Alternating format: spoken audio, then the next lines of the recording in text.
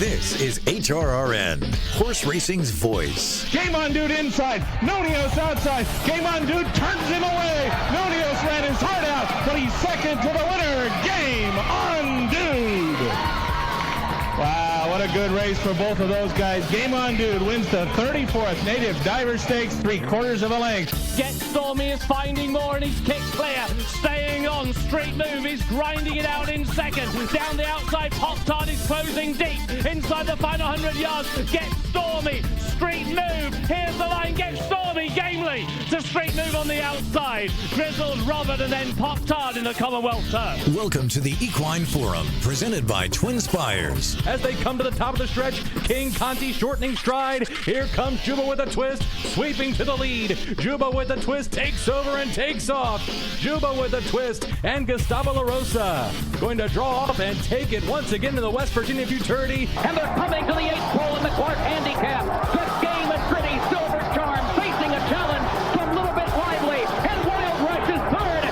Silver Charm, another gritty performance, fighting off Little Bit Lively, who's still there at the line. Silver Charm in the Clark. Now here's Mike Penna. Good morning once again, everyone. Mike Penna, Baron of the Backstretch, saying welcome to the show that launched a network. It is the Equine Forum, and it is all presented by TwinSpires and all right here on the Horse Racing Radio Network. As always, you are listening on Sirius 162, XM 207, our affiliates in Lexington, Louisville, and across the country, streaming worldwide and podcast on our website, horseracingradio.net, or wherever you listen to your podcasts. Today's show is going to cover an awful lot of ground. We're going to talk about several different things over the course of the next 3 hours, and we're also going to get into some betting strategies, which I'll tell you about in just a minute. The feature race at Churchill this afternoon is the Grade 3 Commonwealth Turf Stakes, and there are several really nice horses in there, but the one that caught my eye, and I think as so many of you who listen to this show throughout the year and have listened to it for more than 25 years now, so many of you know that I love storylines, human interest stories. And I love handicapping too, but I love the storylines surrounding the handicapping puzzle. Mancetti is entered in that Commonwealth turf this afternoon. Now, we don't have scratches. We don't have turf conditions. I know a ton of rain here in central Kentucky over the past couple of days. But assuming that everything stays on track and Mancetti goes this afternoon in the Commonwealth turf for Kevin Attard, he is going to be accompanied by young Pietro Moran. And this is a great story. Pietro, 3 starts ago, piloted Mancetti to victory in the King's Plate at Woodbine. We were there here on HRN. You got a chance to hear a King's Plate edition of the Equine Forum live from Woodbine that morning. I visited with Pietro's father, David Moran, who was also riding a horse in the King's Plate. As a matter of fact, he and his son Pietro were breaking side by side, posts 1 and 2. But it was Pietro who got the better of his father and everybody else that day. Mancetti won the King's Plate by 2.5 lengths. Biggest win of Pietro's career. He tried the second leg of the Canadian Triple Crown, the Prince of Wales, ends up finishing second, beaten 0.5 length. Ran a really good race, but he was beaten as the favorite. Then he comes back in the Grade 3 Ontario Derby. He's favored again. That was on October 18th. Sets the pace, ends up finishing second, beaten 2 lengths. Now here he is trying turf for the first time at Churchill Downs. It's going to be the first time that young Pietro Moran has ever seen Churchill. Never ridden there before. And now he comes here with his classic, Canadian Classic winning colt. Son of Collected. He's 6-1 on the morning line. Definitely a player in here. And with that early speed, I think he can be very, very dangerous. Yesterday, I sat down with Pietro. He was kind enough to spend some time with me. He couldn't do it live on the show this morning because he's traveling from Woodbine to Churchill as we speak. But I had so much fun talking with him about that win in the King's Plate, about being in the starting gate with his father, and some of the things that they got a chance to experience together in that very special moment.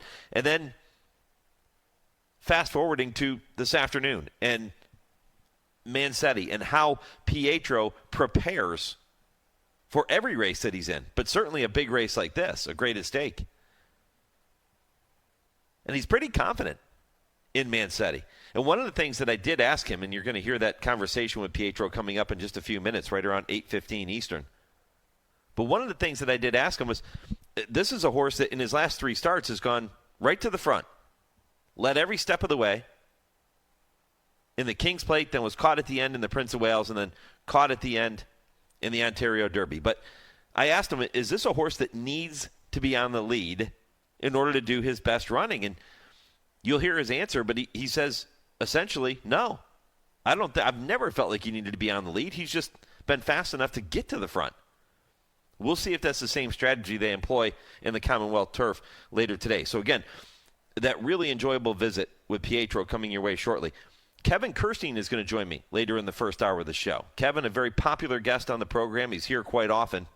Does a great job handling all things Kentucky racing for the most part. And Kevin's going to look ahead. He'll talk about the Commonwealth turf, but he's also going to look ahead to what's coming up over the course of Thanksgiving Day, the day after Thanksgiving, and then the following weekend, next weekend at Churchill Downs. It's a huge few days of racing over there. Highlighted by the Clark on Friday, next Friday. We'll see if Rattle and Roll for Kenny McPeak can defend his title in there. Gets a rematch with Hit Show. And Brad Cox, always well represented in these big races, right? Well, he is again. I mean, Hit Show, obviously super talented. But Rattle and Roll, a horse that delivered that huge win, then went to Saudi Arabia. He won there and has yet to find the winner's circle since, but he's run okay. And yet you have to believe, coming back to Churchill Downs, that he's a logical contender in there. As is Hit Show, the Dubai World Cup winner from last year. Last time out, he won the Fayette at Keeneland. He'll be tough to handle. And then there's First Mission, another Brad Cox runner. Gets the services of Flavian Pratt. The last time Flavian was aboard First Mission was 4 starts ago in the Grade 2 Oaklawn Handicap. What did they do? They won by 2. Arguably one of the biggest wins of First Mission's career. So that race is shaping up to be fantastic on Friday. And then Saturday, you flip the calendar to the Kentucky Jockey Club Stakes. That's going to be a lot of fun for the 2-year-old boys. And those horses, of course, looking to get back to Churchill Downs next year on the first Saturday in May. Maybe a sneak peek of the Kentucky Derby winner next Saturday afternoon. Wouldn't that be cool? You got the Kentucky Jockey Club, then you got the Goldenrod for the 2-year-old fillies. And, of course, those ladies looking to make their way back to Churchill on the first Friday in May next year. Del Mar doesn't take a back seat next weekend either. They've got the Grade 1 Hollywood Derby, the Grade 3 Jimmy Durante, the Grade 2 Seabiscuit. All of that going to be part of next week's show. I'll dive into those races. But the reason I bring all of that up is because I mentioned Kevin going to be here at 8:35. Kevin will look ahead to some of the top contenders pointing for those races at Churchill Downs, the feast of stakes races over that Thanksgiving period. And then he'll talk about the Commonwealth turf today. So stay tuned for that conversation. Damon Thayer, who spent so much time working as a senator in Kentucky, is now retired, and now he is helping the industry as a consultant on so many different levels. His experience is invaluable, especially when it comes to what's happening in Florida. Damon has gotten involved in a big way with the Florida decoupling situation. He's going to have the latest on that situation when he joins me at 9 o'clock Eastern. We'll also spend some time talking about the success of racing here in Kentucky and some of the things that he and his constituents were able to get done when he was in office that are helping the industry on so many different on so many different levels today. Plus, he's now involved with Corey Johnson in Iowa racing and helping further the future of Iowa racing and improve the quality of racing there. We'll talk to Damon about that 9 Eastern. That should be a really fun conversation. And then at 9:40, I thought it would be fun.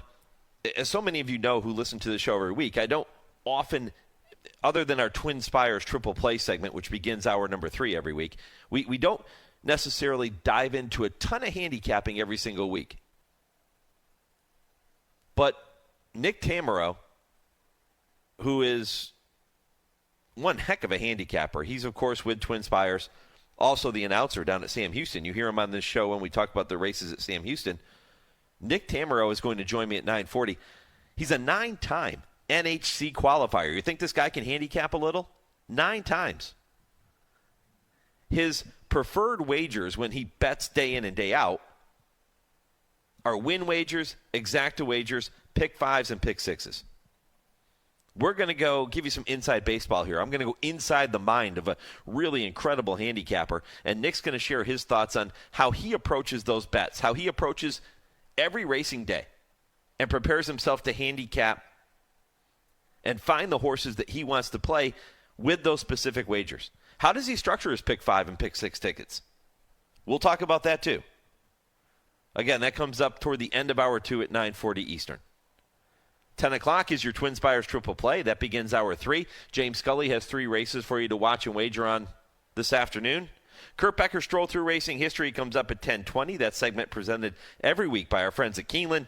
And at 10:30, I Ask, They Answer with Dale Romans, with Tim Wilkin. They will tackle some of the hottest topics in the sport of thoroughbred racing today. So stay tuned for all of that coming up on a very busy edition of the Equine Forum, as it always tends to be. Poll question for you. What things in racing are you most thankful for as we prepare to wind down the 2025 racing season? Not a multiple choice, so you have to do a little typing when you answer this question for us. But I want to know, what things in racing are you most thankful for as we prepare to wind down the 2025 racing season? That's the same question I'm going to ask Dale and Tim to wrap up I Ask, They Answer today. We'll see what they're thankful for, but I want to hear from you. What racing things are you most thankful for? You can go to @HRRN on X to share your thoughts with us. You can go to Horse Racing Radio Network on Facebook. And if you don't do social media, you can email your response to the show, mike@horseracingradio.net.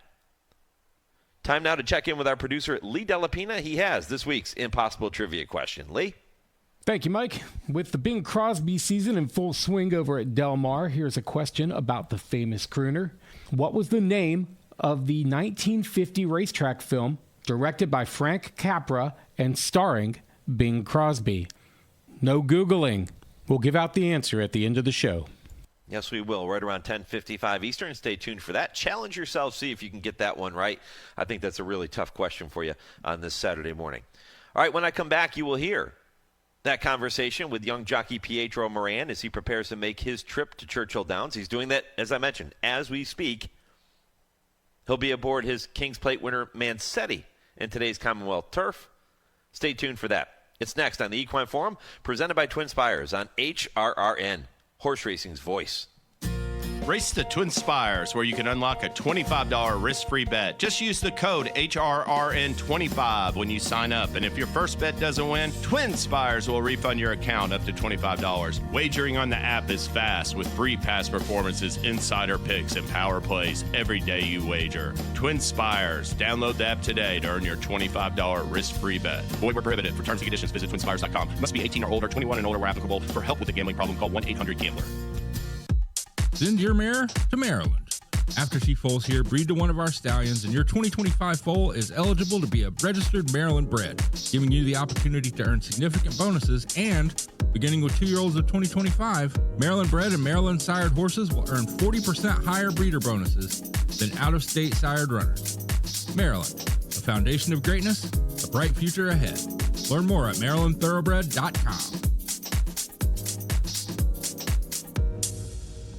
a Keeneland session topper from the first crop of the all-conquering Vekoma. Jonathan's Way was touted by purchaser John Moynihan as, quote, one of the best-looking horses you'll ever lay your eyes on. Out of an undefeated stakes-winning juvenile daughter of Indian Charlie, Jonathan's Way is a complete outcross through his first 5 generations and comes from the immediate female family of the great Dynaformer. Brilliantly talented with the pedigree and physical makeup to be commercial dynamite. Jonathan's Way, a future stallion star standing at Airdrie Stud. Think about it. You're listening to the Equine Forum on HRRN, presented by TwinSpires. They're bunched up, and now Man City sprints for home. Man City, 2 in front, Scorching in second, DeWolf third, Mythical Man and No Time in behind them, and trying to run home is Notorious Gangster and Faber trying to get a run as they corner in the King's Plate. Man City being chased home by Scorching. Man City by 3 lengths, Scorching in second, and then came DeWolf, but it is all Man City and Scorching. The only danger at the moment, Man City by 4 lengths to Scorching, and then Notorious Gangster, and out wider on the track Tom's Magic, and Man City coming down to the wire. What a gate to wire winner. Man City and Pietro Moran win. What a moment that was back in August. We were there on HRN, live from Woodbine that morning. Man City winning the King's Plate, Canadian version of the Kentucky Derby, ridden by young Pietro Moran. And my goodness, was it a fantastic ride on the 18-1 long shot. He took the field wire to wire, and we'll see him back in action Saturday afternoon at Churchill Downs. Can't wait to see him make that trip and try the grass beneath the TwinSpires. It's going to be a lot of fun. And Pietro Moran is with me now. What a start to his riding career, and what a way to put an exclamation point on what has been a fantastic year here in 2025. Pietro, appreciate the visit. Thanks for having me on, Mike. Appreciate it. I remember getting a chance to visit with your dad, David, the morning of the King's Plate on this very same show. We sat in the racing office or the track kitchen, and we talked about you. We talked about getting into the starting gate alongside your father, which was history-making. The first time a father-son combo was ever ridden in the King's Plate. Talk about that moment. You stepped in side by side, post 1 and 2. What was that like? It was a special moment. I mean, just to look over and see my dad next to me in, you know, not just any race, but the biggest race in Canada. It was just a very special moment, and I'll never forget looking over and seeing him right next to me. Was there time for any conversation back and forth? Not in the gate, no. We were all focused, ready to go. You know, it was game time. We were just worried about ourselves and ready to go. Your dad has ridden over 600 winners in North America. He's ridden winners all over the world. What makes him such a good rider? I think he's a smart rider. You know, he knows how he can get good run out of a horse, and I think he just knows what to do with them. And I think that, you know, to have the brains it goes a long way. So he's definitely very talented and has had a good, successful career so far. I mentioned the fact that Man City in the King's Plate was 18-1. Your dad's horse, William T, went off at odds of 24-1. So both of them under the radar coming into that particular race. William T ends up finishing 8th. You, of course, win by 2.5 lengths. What did your dad say to you after the race? He was just so proud. He told me he saw me in front and kept going, and but he was still riding hard on his horse, trying to get the best placing. But once he saw I won, he galloped out next to me, and we were in disbelief. So he was just really proud. Man City did his part, and he went right to the front. I mentioned taking the field wire to wire. Take me through your trip in the King's Plate, Pietro. Yeah, Man City did it all. I think I just had to get him out of the gate, give ourselves some room. He settled beautifully in good rhythm, good stride. He just relaxed really good and wasn't overdoing himself. And just when I asked him, he just kept inching out, and he showed all heart to the wire. when you turn for home and you've got that big lead, what was going through your mind? I was just excited. I was just trying to keep him going, keep him focused, because we weren't there yet. That was his first time going around a quarter, so the extra distance, everyone thought maybe I would have hurt him in the end, but no, he dug it out. He had the clean trip, and I think that's all that mattered, and he did the rest. How about the moment when you hit the finish line and you realize, I just won the King's Plate? What was that moment like? Yeah, it was just, holy crap. I couldn't believe it. All the years watching and, just this year, so early in my career, just to have a mount in the race was just incredible. But obviously to ride a horse like Mancetti and to eventually win it, I was so shocked and couldn't believe it. Give all thanks to Kevin Attard, his owners, Dee Wellings, and the whole team that worked with him, and obviously the horse. Yeah, you've gotten off to such a fast start. 191 wins already. That continues to grow. You've won 125 races here in 2025. What's the key to all of your success you've had so quickly, Pietro? Well, I think it's just all the opportunities I've been given by all the owners and trainers to let me, to trust in me to ride their horses. I mean, I ride a lot of races, and I give all thanks to them. The horses, they do the job. All the people that put the hard work in, but I just try to work hard as best I can. On and off the track, I just try to be there in the mornings, work hard, have good relationships with everyone. It's everyone that is involved that plays a part in getting them over there. And I'm just there in the afternoon to ride them, and I try to prepare myself as best I can, physically, mentally, prepare for a race, read the forum, watch replays over and over, and just so I'm there in all aspects and can adjust on the fly. When a jockey talks about working hard, put me inside your everyday routine. What does that mean? It depends on the day, usually. But I think it's just waking up early, working horses, being able to go around through the barns and say hi to everyone who put the hard work in behind the scenes. And, on the off days, obviously, try to be as fit as I can, be as sharp as I can, and go through the forum, replays. It's a whole lot. My whole schedule is always filled based on, preparing for each week, each race, and just getting ready. Yeah, very mature Pietro Moran with me here on HRRN. Super talented in the saddle as well. He'll be aboard Mancetti coming up Saturday afternoon at Churchill Downs in the Grade 3 Commonwealth Turf Stakes. The King's Plate winner trying the grass for the very first time in his career. What gives you the confidence he's going to handle that surface okay at Churchill Downs? Yeah, he's just a talented horse. I mean, he's got some breeding to help back him up on the grass, but I think just the way he is, the way he goes, he'll handle any challenge. He's been a superstar this year. He's matured so much, and I have full confidence in him, and he fits with this group. Does he need the lead to run his best race? Honestly, I never thought he did.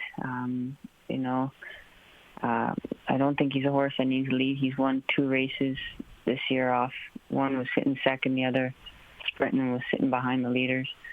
I don't think he's a need the lead type horse. He's just got that tactical early speed, and if the pace is easy enough, he'll take you there. And he's a very, very easy horse to get along with, and he'll put you in the right spot. And as long as he can relax, he'll give you everything. How do you prepare yourself for this race? You talked earlier about working hard and then studying the racing form, which I guess would mean handicapping the race and knowing the competition. Will you go back and watch replays of the other horses that you're riding against?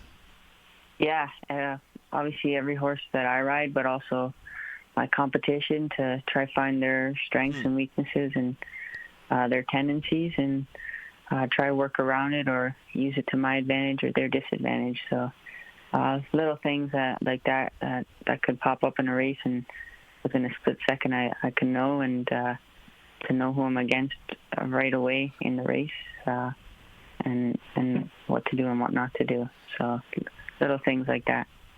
Now you're going to step into the starting gate Saturday afternoon, and we talked about looking over and seeing your dad next to you in the King's Plate. You're going to look to your right, and you're going to see Jose Ortiz, and then just to his outside is going to be his brother Irad Ortiz, both champion jockeys. Then you have Jaime Torres to your inside, classic winning jockey. And here's Pietro Moran sandwiched in between those guys, and then a whole slew of other top riders. Do you study the tendencies of those other jockeys before you get into the starting gate? Yeah, I watch them all the time, all year round. They ride in so many big races. I mean, it's an honor to have an opportunity to ride against them. All very talented top riders.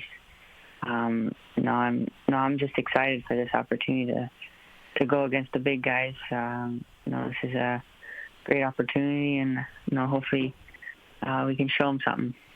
Yeah. Other than your dad, have there been other jockeys that you've looked up to or gone to pick their brain and try to get a little bit of advice and learn from? Yeah, there's been a good few that have helped me along the way. Obviously at Woodbine, there's a good bunch that have come through, and even throughout the years before I started riding, riders that would ship in. I'd always, ask them questions, go on the equalizer with them, and they've all been very helpful. And I've looked up to a lot of riders, watched them, very talented, and I just try to learn as much as I can from them. Talking with jockey Pietro Moran, again, Mancetti, his mount in the Commonwealth turf at Churchill Downs on Saturday afternoon. Your first time riding at Churchill, Pietro. That's going to be kind of cool to step onto the track where they run the Kentucky Derby and to look up at those TwinSpires. I'd imagine for a young kid like yourself, that's going to be a special moment.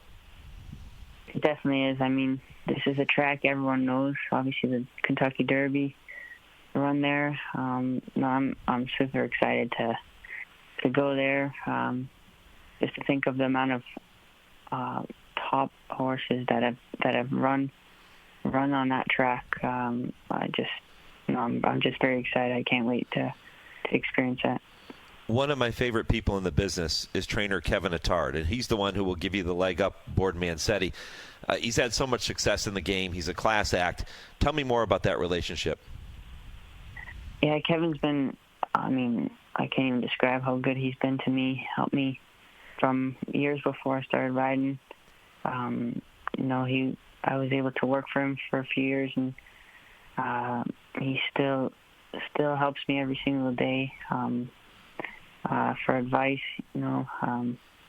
anything. Kevin, he's just given me so many opportunities to go places like this, many opportunities to ride good horses, and I can't thank him enough for everything he's done for me. And this is another thing he's given me an opportunity to go, and hopefully it works out. What did he say to you after you won the King's Plate? He was also really proud. He was just full of emotion, and so was I. And it was just a special moment between us. To see how proud he was as well. And Kevin's a top trainer and does a tremendous job, and an even better person. Pietro, when did you make the decision that, okay, this is what I want to do with my life right now? I want to follow my dad's footsteps. I want to be a jockey. When did that decision come about? Probably before I could walk or talk, I would think. I don't think there's anything else I ever wanted to do. From before I could walk or talk, I was on the horse, a rocking horse, the equicizer, and I'd always watch races, read the program. That was the only thing I would read as a kid. Just couldn't wait for my dad to get home with the next day's program, and I'd sit and watch races most of the day and ride the equicizer. I'd do everything, watch horse racing videos, anything. I just always wanted to do it, and there was no doubt that if the day would come, it was when. So that's all. How did you initially get started riding races? Well, obviously, I was an exercise rider for a few years. I worked for a couple of trainers, including Kevin retired. And then I slowly, my first year, because the apprenticeship works different in Canada, after my first year, which was 2 years ago, in the fall, I just rode 4 winners. Because once you hit the 5th winner, you start your 5-pound claim, which is a calendar year. But in Canada, we get a winter extension because we don't race in the year. So, but unfortunately, last year I got injured, so I was able to have my plug for all this year as well. So it kind of helped me out a bit. But no, I just had lots of opportunities bring me up, being able to learn to ride. Even before an exercise rider, I was always at the farm, breaking babies, riding older thoroughbreds, retired ones, older racehorses, everything, miniatures, just learning to ride and being able to do everything and from the ground up and take care of them as well. Well, you learned your lessons quite well, my friend, and congratulations on all your success, and safe trip every time you get a leg up, and best of luck aboard Mancetti Saturday afternoon. Thank you very much, Mike. I appreciate it. You got it. That is jockey Pietro Moran, the King's Plate winner, joining me here on the Horse Racing Radio Network. It will be a special moment for him beneath the TwinSpires later today, as you heard him talk about in that conversation. And a kid with so much talent, and now he gets to showcase it for the first time in what many people would consider to be horse racing's cathedral, Churchill Downs. All right, don't forget, if you're going to be at the races in Louisville, Kentucky, or you're going to be heading over to Lexington at some point, whether it's during breeding season or whatever the case might be, or for the upcoming sales when we get to January, don't forget to stop by Tony's of Lexington. And I tell you this every single week here on HRRN, the official steakhouse of the Horse Racing Radio Network. How about that? Because it is by far the best steak I have ever had anywhere, and I'm a steak and potatoes guy. The Sir Barton, the New York strip, is fantastic. You've got the ribeye, you've got the filet, which is my wife's favorite. So many incredible meals that you can enjoy in a fantastic atmosphere at Tony's of Lexington. Make sure you go in and see them when you're in town. They're right behind Rupp Arena on Main Street. Call now, get your reservations. They book up fast because they're that good. Call now, get your reservations. Tony's of Lexington. You will not be disappointed, I can promise you that. All right, going to continue to talk about Churchill Downs next. Kevin Kerstein will join me to look ahead, not just to this weekend, but to the huge weekend of Thanksgiving, or that Thanksgiving week festival feast of stakes races coming up at Churchill later this week. That's all next, right after your Legends of the Turf and this short commercial break. This is the story of an amazing thoroughbred who indisputably left his hoofprints firmly embedded in the documented annals of the American turf. He was iron-legged, stout-hearted, and spelled courage with a capital C. When he passed away at the age of 21 on June 24, 1962 at Hagyard Farm near Lexington, Kentucky, where he'd stood at stud for his owners, the Bieber Jacobs stables, a racing legend had gone his way. He was the son of equestrian out of Stopwatch by On Watch, was bred by the venerable trainer Max Hirsch, and was owned for a time by King Ranch. In 7 years of racing from 1943 through 1949, he won 35 races and earned $918,485 for owner Mrs. Ethel D. Jacobs, and was the world's all-time leading money winner until supplanted by Citation in 1950.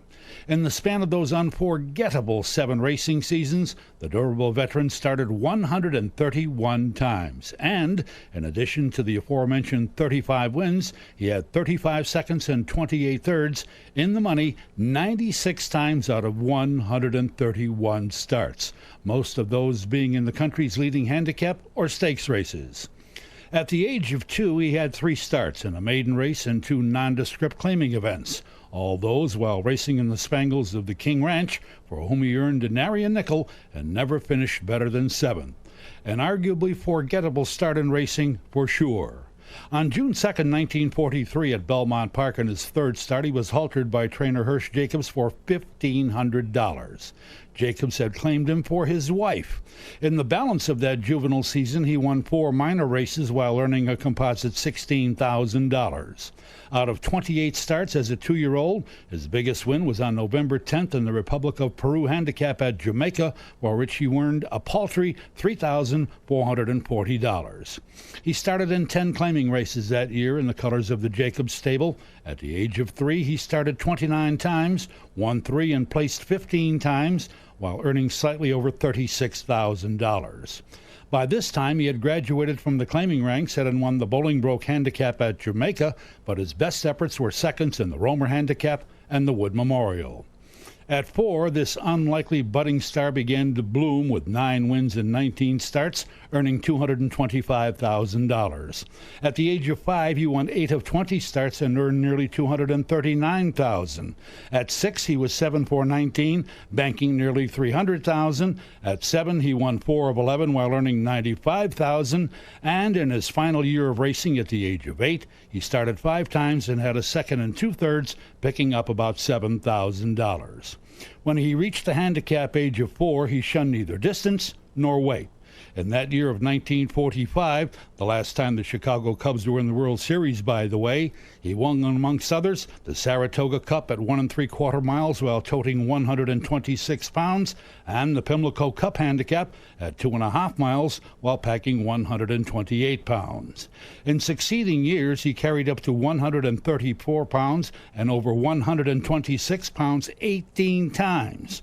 Among his wins were in the Rancocas, Greylag, Brooklyn, Butler, Continental, Saratoga Cup, Westchester Handicap, Riggs Handicap, Whitney, Edgemere, Manhattan, New York, and Gallon Fox Handicaps, the Metropolitan, Questionnaire, Massachusetts, Sussex, and Aqueduct Handicaps, and the Belmont Gold Cup. Racing analysts no doubt point to his victory in the Gold Cup at the age of 6 when he stormed from behind to whip Natchez, Armed, Assault, Phalanx, Endeavor, and Ensueño as his single greatest win. He stood at stud in Kentucky for a few years and in California with excellent success. This absolutely remarkable legend of the turf, a true darling of the racing public, who graduated from the ignominious bottom rung of the claiming ladder to unparalleled greatness, was none other than Stymie. Race to TwinSpires, where you can unlock a $25 risk-free bet. Just use the code HRRN25 when you sign up. And if your first bet doesn't win, TwinSpires will refund your account up to $25. Wagering on the app is fast with free past performances, insider picks, and power plays every day you wager. TwinSpires. Download the app today to earn your $25 risk-free bet. Void where prohibited. For terms and conditions, visit TwinSpires.com. Must be 18 or older, 21 and older where applicable. For help with a gambling problem, call 1-800-GAMBLER. It's time now to shine the spotlight on the Darley Taking the Reins Performer of the Week. Rhapsody in motion, and here comes Bohemian. Bohemian last early is flying down the top of the turf. Look at this kick. Bohemian blasted out of the cannon at the top of the stretch to win it by 3 on the wire. Bohemian, the daughter of Darley Stallion Essential Quality, passed them all with a powerful move in that maiden-breaking win at Churchill Downs on November 14th. An eye-catching victory, which makes her your Darley Taking the Reins Performer of the Week. Darley Stallion Essential Quality.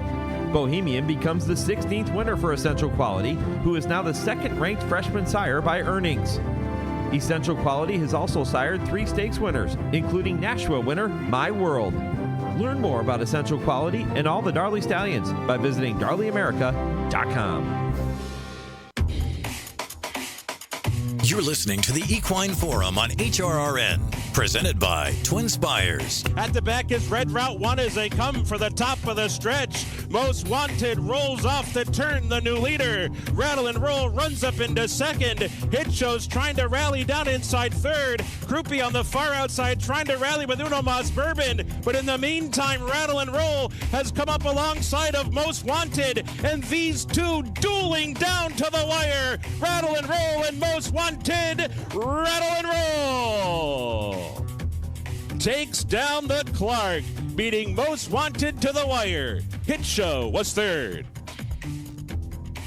Welcome back to the Equine Forum, presented by TwinSpires. Mike Penna, Baron of the Backstretch, with you up until 11 a.m. Eastern. That call you just heard from Travis Stone, last year's Clark, won by Rattle and Roll. He will be back on Friday at Churchill Downs to try to defend that title. A good rematch with Hit Show.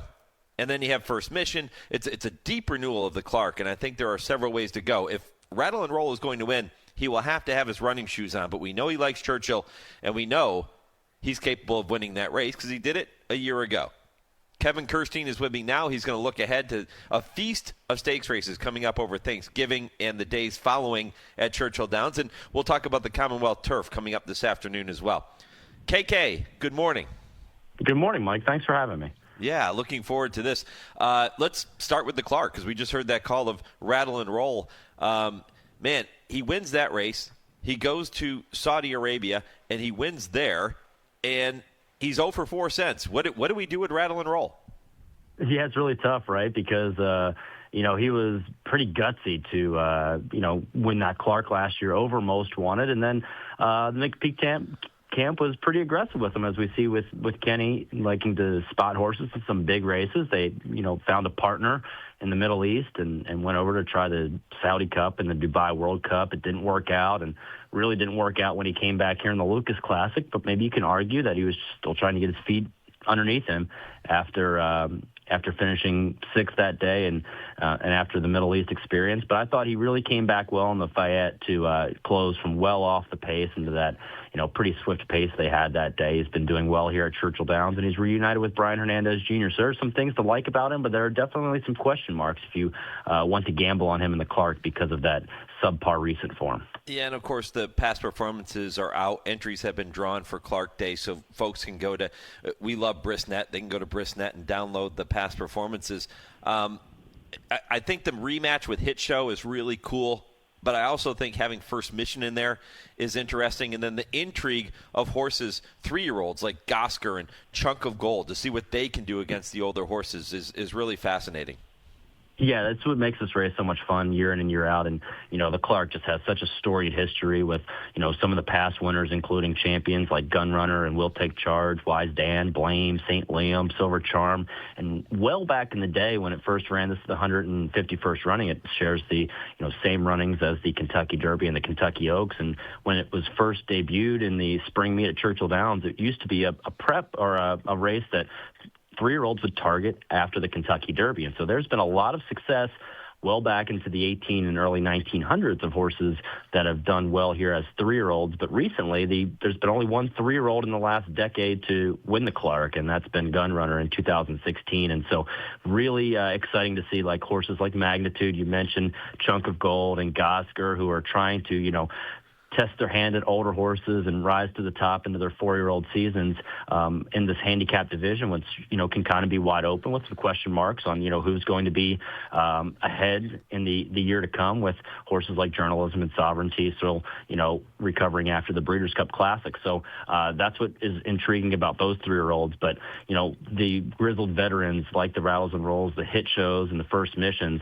do they hold an edge in this race over these untested 3-year-olds? And that's going to be a fun thing to play out on Friday evening here at Churchill Downs with the Clark going to post at 5:54 p.m. Yeah, Magnitude, another 3-year-old that should not be overlooked. He's a horse that's so interesting because when he runs his race, he's unbeatable. He just dominates the competition. He looks like the next superstar in our sport.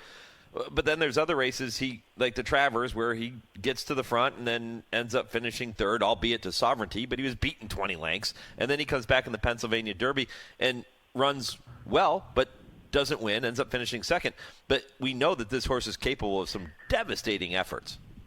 Yeah, and, the most devastating effort probably was in that Risen Star back in mid-February, where he really jumped to the top of the road to the Kentucky Derby picture and unfortunately was subsequently injured after that, and so had to miss the Kentucky Derby. But he's a true wild card, and I think the thing that's going to help him the most in this Clark is his outside post, drawing in post 9, because, even though it's a 2-turn with the 1 1/8, I think that he is able to, not have any sort of horses in the inside portion of the gate where he has to worry about sort of going to the front. He can go and either set the pace, or if horses like Chunk of Gold want to go to the lead, he might be able to sit right off of his hip just because of his post that he's drawn on the outside. He'll reunite with Jose Ortiz, who's ridden him in the past. Ben Curtis has ridden him recently, but Jose Ortiz is riding lights out here at Churchill Downs this fall meet along with his brother Ira Ortiz. So not a bad jock switch to take in the Clark. The Clark is on Friday. We have big races on Thursday, Thanksgiving Day as well. We'll talk about that in a minute. But let's fast forward to Saturday, next Saturday. And these are races I will be talking about in depth on this program on next week's show. But you have the Kentucky Jockey Club for the 2-year-old boys. You have the Goldenrod for the 2-year-old girls. Always exciting because you get to maybe get a peek as to a couple of those horses that could return to Churchill Downs in the spring. Yeah, absolutely. And the road to the Kentucky Derby, coming back here to Churchill Downs with both of those races, as you alluded to. And, these races will be drawn in probably the next 3 hours. They'll draw this card. And the Stars of Tomorrow days have, produced 50 Grade 1 winners, more than 50 Grade 1 winners, Horses of the Year, Gun Runners. You had Sovereignty, who's around here, Mystic Dan, just to name a few, Rachel Alexandra. They're really these cards, which were started, back in the mid-2000s by former racing secretary Doug Bradar, and it's just really turned out to be great programs here. And the Kentucky Jockey Club, I think, will be a pretty competitive race this year. You're not seeing, horses that have really been tested against some of the graded stakes company that we've seen so far as 2-year-olds. A horse that I'm really looking forward to seeing in this race is Further Ado, who is likely to go in here for the Brad Cox camp, won by 20 lengths at Keeneland, breaking his maiden, and so he looks like he could really be a future star in here if he ends up going in this race. And took a lot of attention in the first pool of the Kentucky Derby Future Wager. That second pool of the Kentucky Derby Future Wager will run next week, Thursday through Sunday, so there'll be plenty of horses that we'll have that are running in the Kentucky Jockey Club that'll be in that pool. One interesting horse that's shipping in for this race, Mike, that I just found out is Cherokee Nation for Bob Baffert, who's still a maiden but has run against some pretty good horses in Southern California.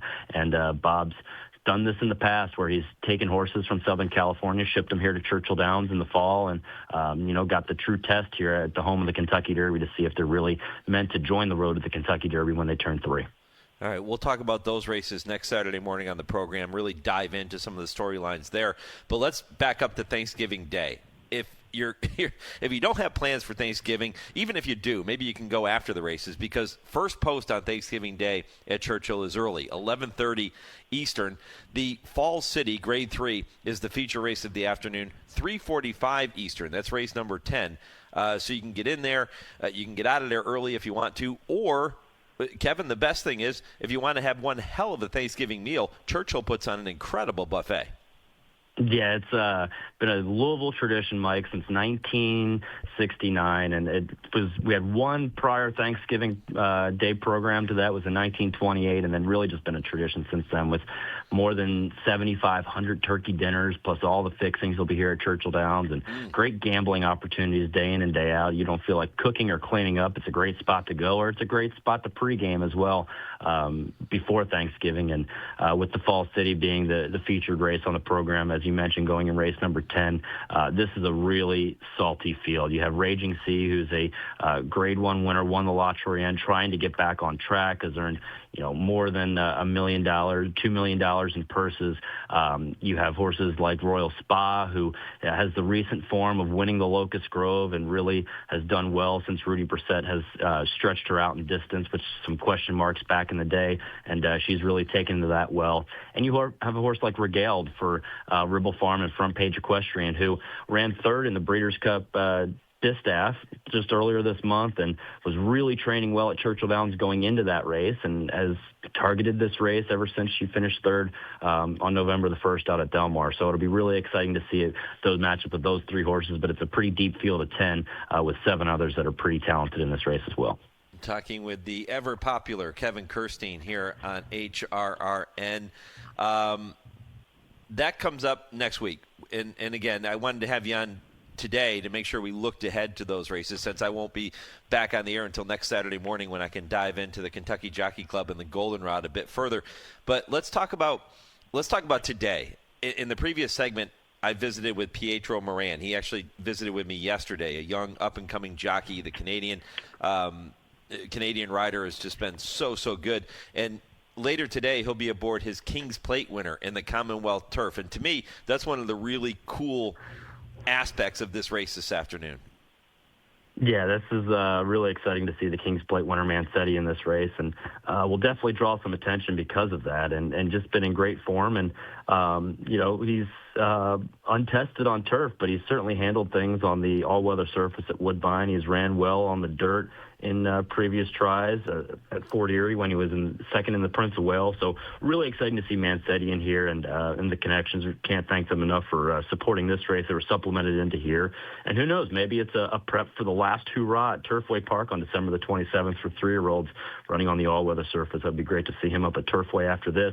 But this field, a deep field of 11 in here. No early scratches as of right now on this show. And Troubleshooting's a Grade 1 winner for Greg Foley and the Donnemeyer Farm.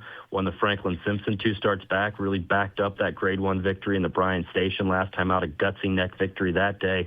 Montador from Mike Stidham should probably take some attention in here too. You have Chapman's Peak for Godolphin and Brad Cox and Irad Ortiz Jr.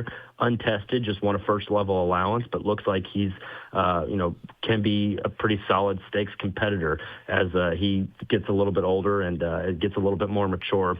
But a really fun field of 11 in here. That goes as the featured 10th race on today's program at 5:25 p.m. And just got word that the turf course will be listed as firm today. The turf crew was out there. They were walking. We were off it the last couple of days, but he said, man, this turf feels really good out here. So really exciting to see back in action on the turf today, and this is going to be a great race to feature on today's program. That racetrack and the turf course really does drain extremely well, doesn't it?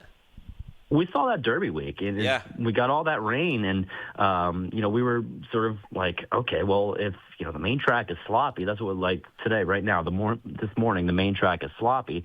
But the turf, they're running, fast times over it when there's some moisture in it, and just has been draining very well. So really, grateful for that, and grateful that we're back on the turf and can list it as firm today with the good conditions that we have today. So, the Commonwealth turf is a really good betting race. We have one other grass race in race 5, a salty allowance today as well. So the 2 races are on the grass course today, and really looking forward to that, the Commonwealth turf today's feature. There was a press release that Churchill sent out yesterday regarding a breeder's bonus of $350K that's going to be awarded at Churchill on the Stars of Tomorrow 2 program. That's next Saturday. Tell me a little bit more about that, Kevin.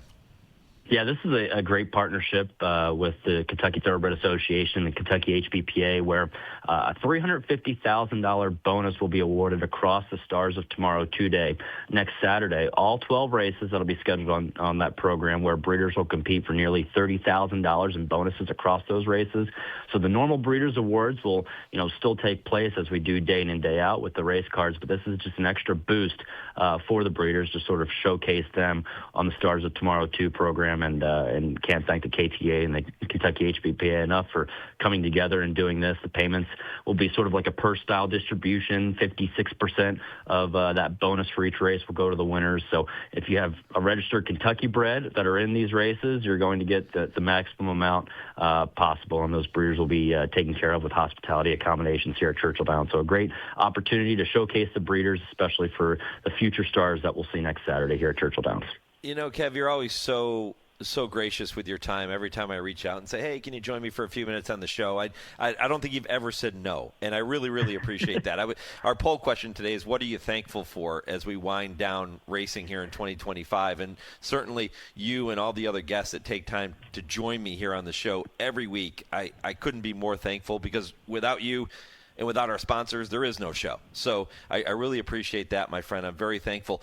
what do you do after Churchill? When you've been joining me consistently throughout the entire year. When do you get a little break?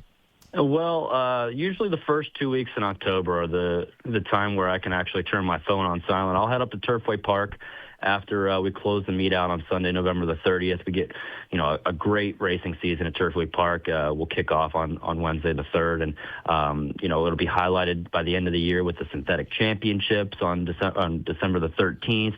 And, of course, Jeff Ruby weekend, the Road to the Kentucky Derby coming through Turfway with the John Battaglia Memorial a month earlier in February. So looking forward to the Turfway season. Then who knows, Derby will be here before we know it. So it's, lots of action here in Kentucky. Kentucky racing is the place to be, and I'm really appreciative of you and everyone over at HRRN for featuring all the Kentucky racetracks, and especially here at Churchill Downs. Yeah, man, enjoy the holiday. Happy Thanksgiving, and enjoy the great racing too. You didn't say you're most thankful for your Pittsburgh Steelers. I was surprised about that. You gave a really, cupcake answer for that. That's kind of an up and down relationship right now. Some days I'm thankful. Some days I am absolutely livid with my Pittsburgh Steelers, but it's okay. It's all right. The team on the other side of the state can be welcome to have you if you want to join the bandwagon with me. No, we got to get by Krista Feck's Chicago Bears this weekend. I'll never hear the end of it. No, you will not. No, you will not. Buddy, I appreciate it. Enjoy the weekend. All right. Thanks, Mike. Good luck. You got it. Kevin Kerstein here on HRRN. I'll get to a short break. When I come back, I'll get you ready for Hour 2. It kicks off with Damon Thayer. Plenty to talk about with him. You won't want to miss it. This is the Equine Forum on the Horse Racing Radio Network. Woodford Feed, where tradition merges with technology. Family owned since 1940 and providing exceptional customer service, Woodford Feed specializes in the highest quality feed, using only the finest ingredients to ensure optimal nutrition for your horses. In addition, Woodford Feed can help with all your farm needs, including field seed, fertilizer, and weed control. So whether your horse is sprinting around the racetrack or has a foal by her side, count on Woodford Feed to provide the quality nutrition necessary to perform at the highest level. Woodford Feed, Versailles, Kentucky. Dear Vet Ticks, it was nice to spend the night with my daughter and other veterans. It's so humbling to attend an event when you feel appreciated. I had a wonderful time with my family. Thank you for the memories, Vet Ticks. Dear Vet Ticks, thank you for a great experience and for your support of the military and veterans. Thank you so much, Vet Ticks. Our family has gone through a lot the last few years, and this gave us a nice break. Every empty seat at a concert, game, or special event is a missed opportunity to say thank you to a veteran or a service member. By giving your extra tickets to Vet Ticks, you'll help America's heroes reduce stress, strengthen family bonds, and create a truly happy memory that will last a lifetime. So when you really want to say thank you for your service, give the experience, give the memory. Vet Ticks. Give something to those who gave. For more information on how you can make a difference, go to vettix.org. Did you know?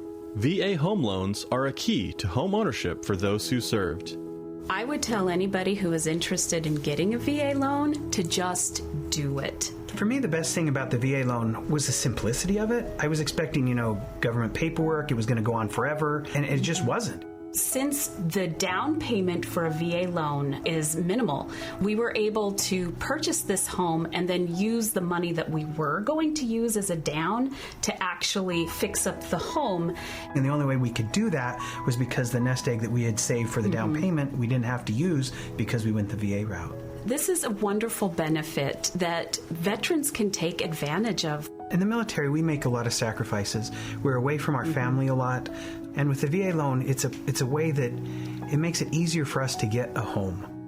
To learn more about VA home loans, visit va.gov/home loans.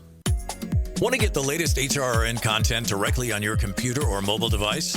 Then subscribe to our podcast using the Podbean app or Apple Podcasts. Just go to hrrn.podbean.com on your computer and click follow, or download the Podbean app and search HRRN. You can also find us on Apple Podcasts and listen to our latest episodes anytime. Don't miss a thing. Subscribe to our podcasts today.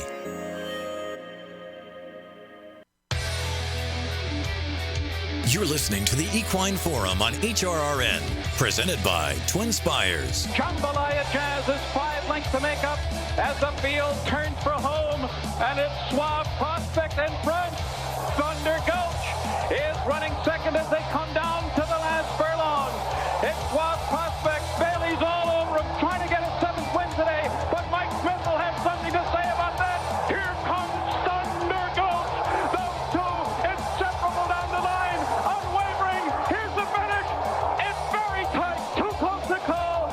Thunder Gulch. My goodness, was there anybody better than Tom Durkin? Great call, the 1995 Florida Derby. 30 years ago, Thunder Gulch, Schwab Prospect duking it out down to the wire. It was Thunder Gulch, of course, who got the victory, would go on to win the Kentucky Derby and the Belmont later that season. It makes you wonder when you hear historic race calls like that, or any big race from Gulfstream Park, how real is the possibility that we might not have racing at Gulfstream going forward because of the decoupling situation? Going to talk with Damon Thayer coming up in just a few minutes. He'll join me right around just after 9 o'clock Eastern, which is right now. So I'll get to him in a couple of minutes, and we'll get a chance to visit with the former Kentucky senator and talk about his efforts and the team's efforts to defeat decoupling in Florida. I'll give you the latest update there in just a minute. Do want to remind you, too, I had a good friend of mine reach out who listens to the program every week, and he asked me, hey, can you put me in touch with the folks at Derby and Dance Party Video Horse Racing? So I did.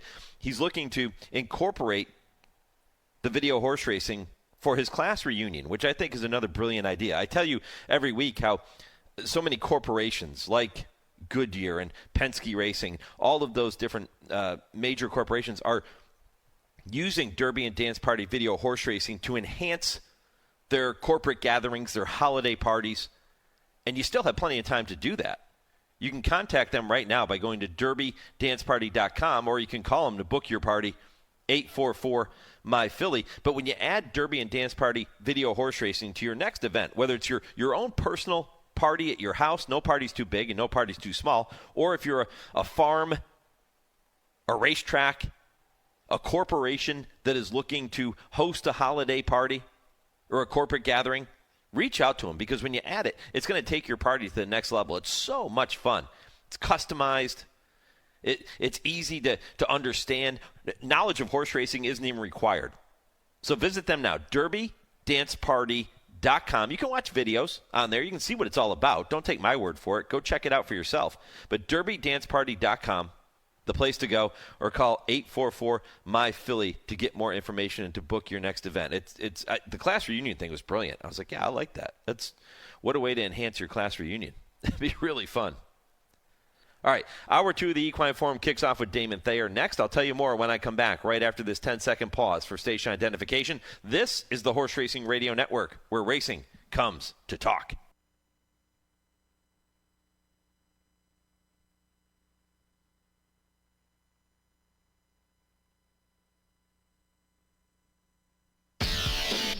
This is the Equine Forum, presented by TwinSpires. Welcome back, Hour 2 of the Equine Forum, presented by TwinSpires. Mike Penna, Baron of the Backstretch, with you up until 11 a.m. Eastern. If you missed any portion of the first hour of the program, you missed my conversation with young jockey Pietro Moran ahead of his start in the Commonwealth Turf at Churchill today, and then you missed a really in-depth conversation with Kevin Kerstein, looking ahead to the Thanksgiving week stakes races at Churchill, and then talking about the Commonwealth Turf later today as well. You can check out the podcast after I finish up at 11 a.m. Eastern. You can do that at horseracingradio.net, or you can listen on your favorite podcast platform. So wherever you get your podcast, simply type in Horse Racing Radio Network and follow along with this show and all the shows that we bring your way each and every week. And again, those podcasts available for you right now on our website, horseracingradio.net. If you missed the impossible trivia question that we had given out at the top of the show, we give it out to you at the beginning of every hour. Going to pass it along to you. Let's see if I can find it here. I'll pull it up for you in just a minute, and we'll get that over to you. I had it in front of me, and I don't know where it went. It disappeared. I'll give you the impossible trivia question in just a minute. But in the meantime, how about the poll question for you this morning? With racing winding down here in 2025, what are you most thankful for as we get ready to wrap up this racing season? And I'm taking this from a racing perspective. If you want to chime in with a personal thing that you're thankful for, that's wonderful too. But what racing things are you most thankful for right now? And a couple of responses on our X page at HRRN. Ann says the horses, certainly. And then Laura says, I'm thankful for the grooms, the hot walkers, the exercise riders, and all the backstretch workers who make the sport of thoroughbred racing possible. Keep those coming. I love those, by the way. Keep them coming at HRN on X, Horse Racing Radio Network on Facebook. And if you don't do social media, email the show, mike@horseracingradio.net, to let me know your thoughts. Impossible trivia question. What was the name of the 1950 racetrack film directed by Frank Capra, starring Bing Crosby? Think about that one for a minute. The answer comes your way at the end of the show, 10:55 Eastern Time. I promised you Damon Thayer to kick off hour 2. Without further ado, here he is. Damon, good morning, my friend. Hey, Mike, good morning. It's great to hear from you. I apologize. I'm suffering from some seasonal allergies here, but I'm going to muddle through. Luckily, I've got a face made for radio, even if my voice isn't today. You sure that voice wasn't lost cheering for your Spartans over the University of Kentucky this past week? I mean, that might be true. That was a great game. Great game. Spartans, well, not if you were wearing blue and white, it wasn't. Look, man, you should know I'm a loyal guy, and I'm loyal to my alma mater, and I'm Michigan State, class of '89, brother. Man, you had to be really good at what you did in the Senate in order to keep getting elected like that, considering you're always spouting off about your Spartans in the heart of the bluegrass. Well, my constituents knew where I was coming from, and they forgave me my green and white tendencies, and because they agreed with the things I did in Frankfurt, I guess. They didn't care about what happened on the basketball court as long as I delivered for them in Frankfurt. There were so many positive things that you and your team were able to accomplish when you were serving. One of those things, I was just talking with Kevin Kerstein, Damon, and I was going to start a different direction, but I want to start this way with you. I was just talking to Kevin Kerstein, and we were going through all of the different programs and big races coming up at Churchill over Thanksgiving, but I was thinking about the purses and the structure of racing, not just at Churchill, but at racetracks across the state, and then what we're going to see at Turfway Park coming up this winter. My goodness, however you and your team went about your approach to putting all of that together, man, it worked. Yeah, it's really come together. And it was the HHR bill that we passed in 2021, and then we came back a year later after studying the parimutuel tax system. Adam Koenig and I co-chaired a committee, a task force that looked at that. And then we came back and set that tax rate and then made sure that the KTDF was getting sufficient funding. I mean, we did $55 million into the KTDF in the last fiscal year that ended on July 1, plus another $20 million into the Kentucky Breeders' Incentive Fund. And I'm really proud that it worked out as really better than we thought. We've got the best year-round circuit in North America.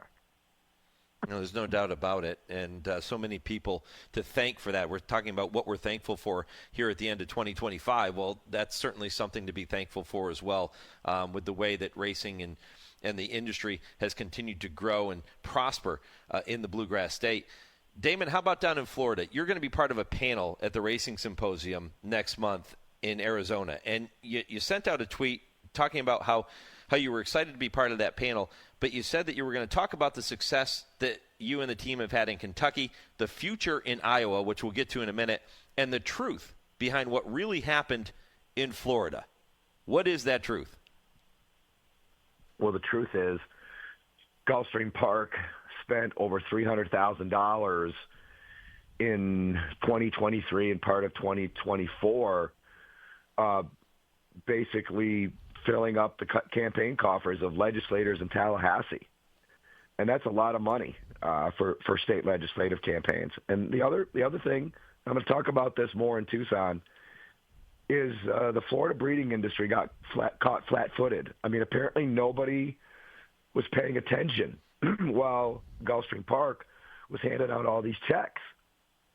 And so, last January, when the decoupling bill got dropped on us, it was a huge surprise. Someone was asleep at the wheel. And that's why the Thoroughbred Racing Initiative was formed, because the guys that I work for didn't feel like the people in charge of the Florida breeding industry were doing its job to protect the industry in Tallahassee.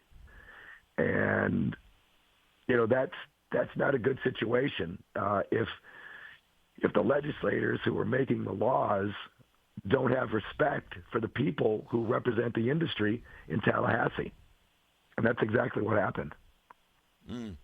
Yeah, that's not a good situation. How about this season? Where are we looking ahead to what could develop in the coming months? Yeah, so, we killed the decoupling bill in 2025. But all indications are that Gulfstream Park is going to bring that bill back in 2026. And they basically want to reverse a 20-year-old law and agreement with the horsemen that allows Gulfstream Park to have slot machines at the racetrack in addition to horse racing. They want to decouple. They want to be able to operate Gulfstream Park as a casino with no horse racing. And that jeopardizes $3.3 billion in economic activity and 33,000 jobs in the Sunshine State. Yeah, that's, we're getting geared up. We're getting geared up to fight it again. This year we got caught on the back foot and didn't get started until February. But this year we're prepared for it. We're on offense. Our coalition is united, and we're ready to fight the battle again in Tallahassee. How do you do that? You say you're on offense. What does that mean? Oh, first of all, we've let the world know that we're here. We're basically 1-0 against Gulfstream Park, and we're going to do that. The other thing is we're being political. We're raising money for our friends in the Florida legislature who supported us. We can't go toe to toe, dollar for dollar with Gulfstream Park and the Stradek Group. But it's an election year in 2026. And so, I've advised our coalition that we need to be supportive of the people who are supportive of us. That's modern day politics, whether you like it or not. That's the way it works. And we're spending lots of time building our coalition, making sure we've got people ready to go to Tallahassee to tell the story about those 33,000 jobs in Florida. Okay, if things wouldn't go the direction that the horsemen and you are hoping that they would go, and decoupling does come to fruition, where does that leave the industry in Florida? Well, it would be a bad situation. And I'd like to say that if the Thoroughbred Racing Initiative hadn't been formed, and the lack of leadership from the sector down there that was supposed to be in charge, the decoupling bill would have already passed. And you got to understand, $6 million a year from purses, $6 million a year from that slots operation at Gulfstream Park go into purses. So, that would be disastrous because that's an important partnership. It keeps the Gulfstream Park racing competitive. And the other thing we're concerned about is the whole camel's nose under the tent, and it sets a precedent for other states. And we don't want that kind of decoupling philosophy to catch hold in our country and have other states look at it. Yeah, that was one of the questions I was going to bring up. Could this potentially set a precedent for other states if decoupling does indeed pass in Florida? Yeah, that's why we've got support from people all over the country, not just Florida, to help defeat the decoupling bill, because we don't want to set that precedent. Yeah. Damon, if that were to pass, would that essentially kill racing in Florida? I think it could. Florida's a complicated state. I'm working in a number of states, and of course I've been here in Kentucky for a long time. I've never seen anything like the state of Florida. It's very complicated. You've got the Seminole Indians who control casino gambling and sports betting there. And the Disney company is involved in protecting what they've got in Orlando. It's just a very complicated place to try to work. But our coalition is ready. We're teamed up with Ocala Breeder Sales, the Gulfstream Horsemen, the Tampa Horsemen, lots of individuals. We've got a great board. David O'Farrell, Ocala Stud, John Green from DJ Stable, dual Hall of Fame trainer Mark Cassie, Barry Eiselman, Aaron Wellman from Eclipse Thoroughbreds, and we're ready to fight this thing. People can learn more. We're on Facebook, Twitter, our website, Thoroughbred Racing Initiative. You can make a contribution there to help fund our efforts. We've got one of the best lobbying teams in Tallahassee working this every day, and we're going to do everything we can to make sure that decoupling doesn't pass in 2026. Damon Thayer joining me here on the Equine Forum on the Horse Racing Radio Network. As you can hear, dealing with a few allergy issues. Sounds a little more severe than that, my friend. I don't want to make you talk much longer than we have to. I'm on the struggle bus this morning. You're a primetime player. He shows up even when he's hurt, and that's what makes Damon such an asset to the horse racing industry for sure. Damon, I'll let you go in just a second, but just quickly, again, don't want to make you talk too much more, but what do you got going on there in Iowa? That's a big deal, too. Yeah, so Corey Johnson and I are consulting with the Iowa HPPA, and we're working on proposing legislation that would improve the economics of racing in Iowa at Prairie Meadows. Prairie Meadows is a lovely track. It was the first track where the coupling of racing and gaming took place. And it's a really terrific facility. And Corey and I are working with the group there at the Iowa HPPA on legislation that we think would improve the economics. We're being proactive. We don't want to wait for something bad to happen to respond. And so we're still working on that legislation. But we'll be rolling that out sometime between now and January. And if you've never been to Prairie Meadows, it's a pretty cool place. They love their racing there, and we want to help them, improve the facilities and the purses there at Prairie Meadows, just outside of Des Moines. Damon, I was going to recommend tea and honey for your voice, but you know what works better than that? Kentucky Senator Bourbon. Take a few sips of that.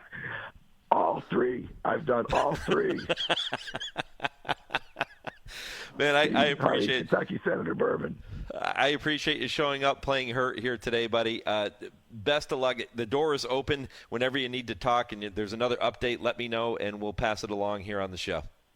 Yeah, we appreciate the opportunity to keep your listeners informed, and when there's an update, I'll let you know, and hopefully I'll have my voice back by then. I'm sure you will. Happy Thanksgiving, brother. All right, happy Thanksgiving to you. Take care, Mike. Damon Thayer here on HRRN. As you can hear, and Damon referenced it in that conversation, Florida's complex. There are a lot of different layers to this issue and this conversation. And he talked about the fact that last year the industry was caught off guard by this. When he said that the folks with Gulfstream Park and the Stronach Group had been out ahead of this, introducing this decoupling bill, and it came as a bit of a surprise to the industry. And somehow, I would say up against long odds, the coalition and Damon and the team and the horsemen were able to defeat it for now. But this is going to be an ongoing battle. But Damon also talked about the fact that now the industry is aware of what's coming. They won't be caught off guard this time. And as he said, we're on, quote-unquote, offense. And when I asked him, what does that mean? He said, well, we're getting all of our ducks in a row, getting all of our supporters lined up. They didn't have time to really do that last year. They were scrambling. So that puts the industry in a much better position to defeat the decoupling bill. Doesn't guarantee anything, but it puts them in a better position going into this year's fight. I'll keep you up to date on the latest developments with that situation. It is really, and when I asked Damon, can racing survive in Florida should decoupling pass? You heard him say it's not a certainty. It's absolutely not a certainty. So this is a critical issue for our industry going forward over the coming months. And again, we'll talk more with Damon and with the team to keep you in the loop as to what's happening there. Still to come here in hour number 2, you're going to hear from Nick Tammaro. Nick, the announcer at Sam Houston, but he's also working as a handicapper for TwinSpires, and one heck of a handicapper. He's a 9-time NHC qualifier. 9-time. A lot of people would give their right arm just to qualify once. He's done it 9 times. He can handicap. He's going to talk to you about his strategies and his approach to betting a race card that you would see every day. Not necessarily, we can talk about his contest prowess. We'll do that too, and his approach to playing contests. But how does he approach win wagers, exacta wagers, pick 5s, pick 6s? Those are his go-to bets.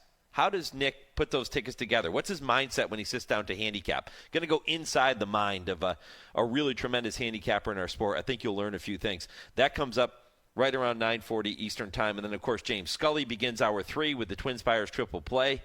Kurt Becker takes you on his weekly Stroll Through Racing History at 10:20. And at 10:30, Dale Romans, Tim Wilkin will join me to talk about some of the hottest topics in the sport of racing today. And I'll ask them the same question I'm asking you. What are you most thankful for in racing as we begin to wind down the 2025 season? So many of you responding on our social media pages. I'll go ahead and pass along those responses when I come back. This is the Equine Forum presented by TwinSpires on HRRN. Race to TwinSpires, where you can unlock a $25 risk-free bet. Just use the code HRRN25 when you sign up. And if your first bet doesn't win, TwinSpires will refund your account up to $25. Wagering on the app is fast with free past performances, insider picks, and power plays every day you wager. TwinSpires. Download the app today to earn your $25 risk-free bet. Void where prohibited. For terms and conditions, visit TwinSpires.com. Must be 18 or older, 21 and older where applicable. For help with a gambling problem, call 1-800-GAMBLER. The National HBPA is continuously working to protect the health and welfare of horses by advocating and funding research to help reduce equine injuries, lobbying for a national testing lab to oversee and establish absolute uniform laboratory protocols, advocating for every track to undergo an annual independent surface assessment, passionately supporting off-the-track thoroughbred retirement facilities and adoption groups, and so much more. See additional HBPA initiatives at nationalhbpa.com. In honor of all those we've lost to cancer and those still fighting and thriving, like basketball analyst and cancer champion Dick Vitale. I want to beat cancer. I'm going to beat it. That's no doubt in my mind. I'm going to win this battle. Defeating cancer will take all of us. Join our team to help fund game-changing research that saves lives. At the V Foundation, V is for victory over cancer. V is for victory over the odds. V is for victory over health disparities, victory over setbacks, victory over the unknown. V is for victory over giving up. Don't give up. Don't ever give up. Donate to the V Foundation to join our team and help save lives. Cancer can take away all my physical abilities. It cannot touch my mind, it cannot touch my heart, and it cannot touch my soul. 100% of donations fund game-changing cancer research. Donate now to the V Foundation at v.org. Hi, this is Kurt Becker. Join me each week on the Equine Forum as I take you on a stroll through racing history presented by Keeneland. This week, I look back at the racing career of Stymie. Listen live on the Equine Forum every Saturday morning on Sirius 162 or XM 207, or visit our website at horseracingradio.net to access the archives and enjoy past editions. It's a stroll through racing history with me, Kurt Becker, presented by Keeneland, only here on HRRN. Hey, this is Bobby Newman. Join me every Friday afternoon to dive deep into handicapping the races. We'll cover the live action from some of the biggest tracks in the country, talk to some of the major players in the game, and hopefully make a little money along the way. You can also call the show to share your opinions, ask a question or two, or maybe just vent about some bad beats. It's Betting with Bobby every Friday from 4 to 5 p.m. Eastern on Sirius 162, XM 207, online channel 999, or streaming live at horseracingradio.net.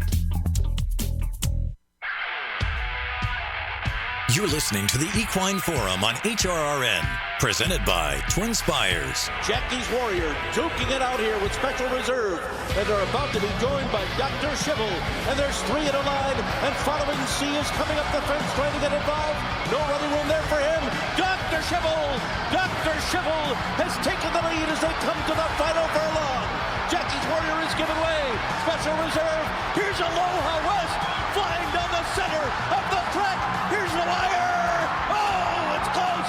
Aloha West may have run down Dr. Schibble in the end. Following C was third.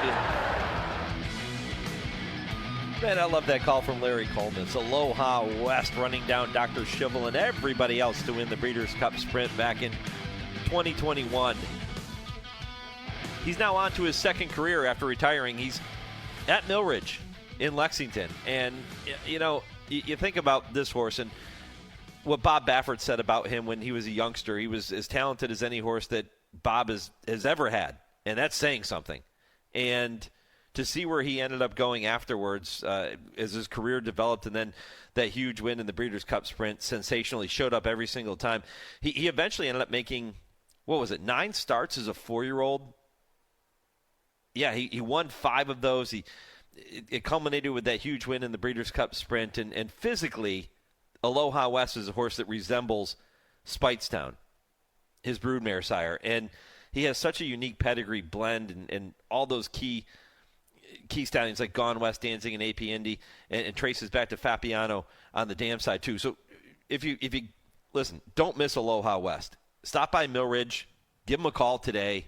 Heedley, Price Bell, they do such an incredible job. Wonderful people, and you'll want to go check out this horse. If you got a mare you're thinking about, where do I go with this one? Aloha West is one hell of a choice out at Millridge. I can promise you that, and I'm excited to see his babies when they hit the racetrack as well. I promise you results of the question of the day here. It's not even really a poll question because it's not multiple choice, but question of the day, what things in racing are you most thankful for as we prepare to wind down the 2025 racing season? Teresa responds on X and says, the track maintenance crews. And she sent an awesome picture early morning, the track crews out there working in the dark. Those people work their tail off. Kind of like the starting gate crew members, right? There's another element of our sport, another job that we can be thankful for, that people are doing that and doing it extremely well. Carter on X says, the people who are unsatisfied with racing the way it is and who are working to strengthen the sport, enlarge its fan base, secure its geographic footprint outside of Kentucky, and do it all while ensuring safety and integrity for our participants. Amen, Carter. If you have something you're thankful for, you can go to our X page at HRRN and let me know what it is you're most thankful for as we wind down the 2025 racing season. And you can do that, too, on Facebook as well, to let me know your thoughts there. And that's exactly what Kate did. Thankful for all of the aftercare programs. Yeah, that's a good one, too. And such a critical element to our industry now, right? And it much needed. And we continue to support those aftercare organizations. And that is, that is a wonderful thing to be thankful for as we wrap up 2025. So appreciate that response. Again, if you don't do social media, you can email the show, mike@horseracingradio.net, and you can let me know your thoughts on that topic here on this Saturday morning. Pietro Moran, Kevin Kerstein, Damon Thayer, already with me here on the program. That's how busy it's been. And if you missed it, you can check out the podcast at horseracingradio.net after I finish up at 11 a.m. Eastern, or you can check it out on your favorite podcast platform, wherever you listen to your podcast. Nick Tammaro set to join me in just a few minutes, right around 9:40 Eastern. We'll talk some inside strategies, putting together pick 5, pick 6 tickets, playing exactas. How do you determine when to make a win bet or when to tie a horse up with other horses in an exacta bet? I'll get into all of that with Nick coming up in a handicapping strategy segment here in just a few minutes. And then James Scully to kick off Hour 3 with the TwinSpires Triple Play. And one of the races I'm pretty sure James is going to talk about is today's Commonwealth turf at Churchill Downs. And Kevin got into it a little bit. You heard Pietro Moran in the first hour of the program talking about Mancetti, his King's Plate winner, coming to Churchill Downs, trying the grass for the first time. It's a first trip to Churchill for young Pietro Moran as well. So he might be a little awestruck when he looks up at the TwinSpires. But this kid can really ride. He's an up-and-coming star. You might not be as familiar with him because he rides in Canada. But he's really good. When he won the King's Plate, he had his bug. Still an apprentice. Didn't matter. He got in there against the most seasoned jockeys with the most seasoned horses, Canadian breds, and he found a way to get it done from the inside post position. Oh, you can't win going 1.25 miles from the inside post. That's what we always hear about the Kentucky Derby now, right? You can win the King's Plate from there. Pietro showed you could. Really excited to see Mancetti in action today. I think this is a cool storyline surrounding that race this afternoon. And you heard me ask Pietro, too, when he was joining me earlier. You know, he looked to his right in the King's Plate starting gate, and he saw his dad, David Moran, who was riding in that same race, just next to him. That's cool. But now when he steps into the starting gate this afternoon at Churchill Downs, he's going to look to his right, and he's going to see the red-hot Jose Ortiz, champion jockey, in the stall next to him. Just to Jose's outside, he's going to see Irad Ortiz Jr., maybe, arguably, the best jockey in the sport today. He'll go to his inside. He'll look to his left and look to his inside. He'll see Jaime Torres, classic winning jockey, who, by the way, Jaime Torres just announced this week that he's going to follow Joel Rosario, Luis Saez, down to Oaklawn Park this winter. That jockey colony continues to strengthen. And now with those three there, it begs the question, is Oaklawn now the strongest jockey colony in the country? I will bring that topic up later in the show with Dale and Tim. Is Oaklawn now the strongest jockey? And, you think about the 5 major winter tracks, if you will. Take Oaklawn, Gulfstream, Fairgrounds, Santa Anita, and Aqueduct. Of those 5, and again, this is a question for Dale and Tim. Of those 5, which one can boast the strongest jockey colony this winter? Oaklawn did a lot to improve it with those 3 names I just mentioned. Fairgrounds is always solid. We know how good Santa Anita is. And Aqueduct with Flavian Pratt is somewhat interesting. What about Gulfstream? I think Gulfstream is probably the leader in this conversation, right? I think you throw in guys like Tyler Gaffleone, Irad Ortiz, Hall of Famer John Velasquez. We know the year that Johnny has had has been just incredible. The ageless John Velasquez. He's very Mike Smith-like, but different because of the fact that Mike Smith credits all of his success to staying fit, staying in shape, because he's a workout fiend. He doesn't miss a workout. He does it every single day. Johnny, I don't think he's as dedicated to working out like a Mike Smith is. But don't get me wrong, he keeps himself plenty fit getting on horses. He's out there working in the mornings. And you would think a Hall of Famer who's won more money than any jockey in history, you would think that at some point you would say, man, I'm going to sleep in a couple of days this week. The heck with this. I've been doing this for so long. Everybody knows I'm John Velasquez. They're going to give me a mount. And maybe that's true. But what makes the great ones great, and I think that's true with any sport, is that you're always looking for the next pinnacle. Once you reach the pinnacle, you're trying to get to – I've heard Shaquille O'Neal say that. Shaq has said that before, that, once you work so hard to get to the top, once you finally reach the pinnacle, you can't stop and look around. You got to find another pinnacle to go for. And I think that's true of guys like Mike Smith and John Velasquez. That's what makes them so good. Javier Castellano, another one. I mean, the year he had a couple of years ago, right? Winning the Kentucky Derby, winning the Belmont Stakes.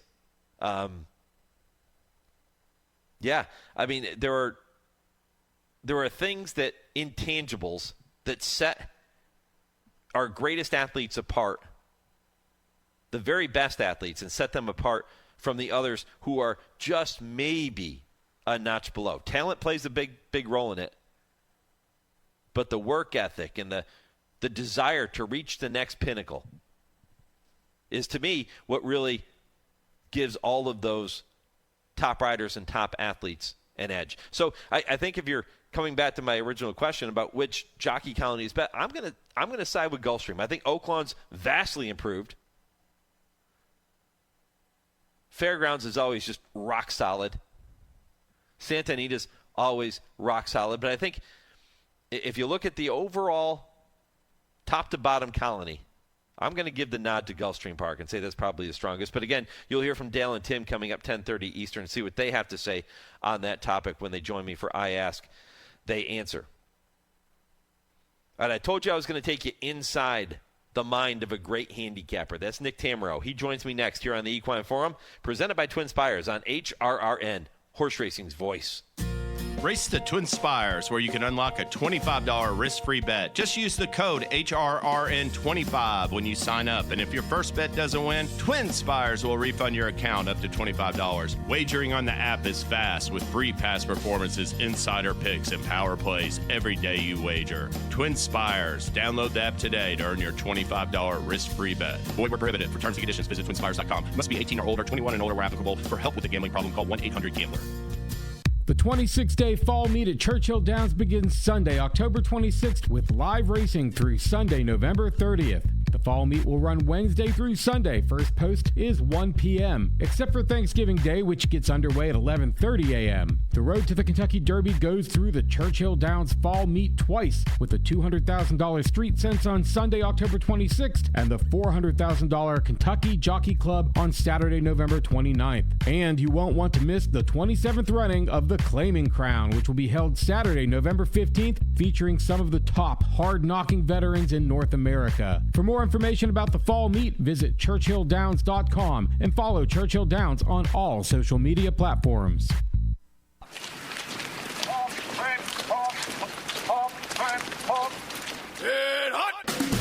My battle buddies and I attended the NHL Stadium Series at Yankee Stadium. We had never been there before, and two of us had never seen a hockey game. Man, we had the time of our lives. It was great therapy. VetTix, we can't thank you enough. Every empty seat at a concert, a game, motorsports, or a play is a missed opportunity to say thanks to a veteran and service member. We can help. We can give our veterans a special event where they too can create their own cherished memories. Find out how by visiting www.vettix.org.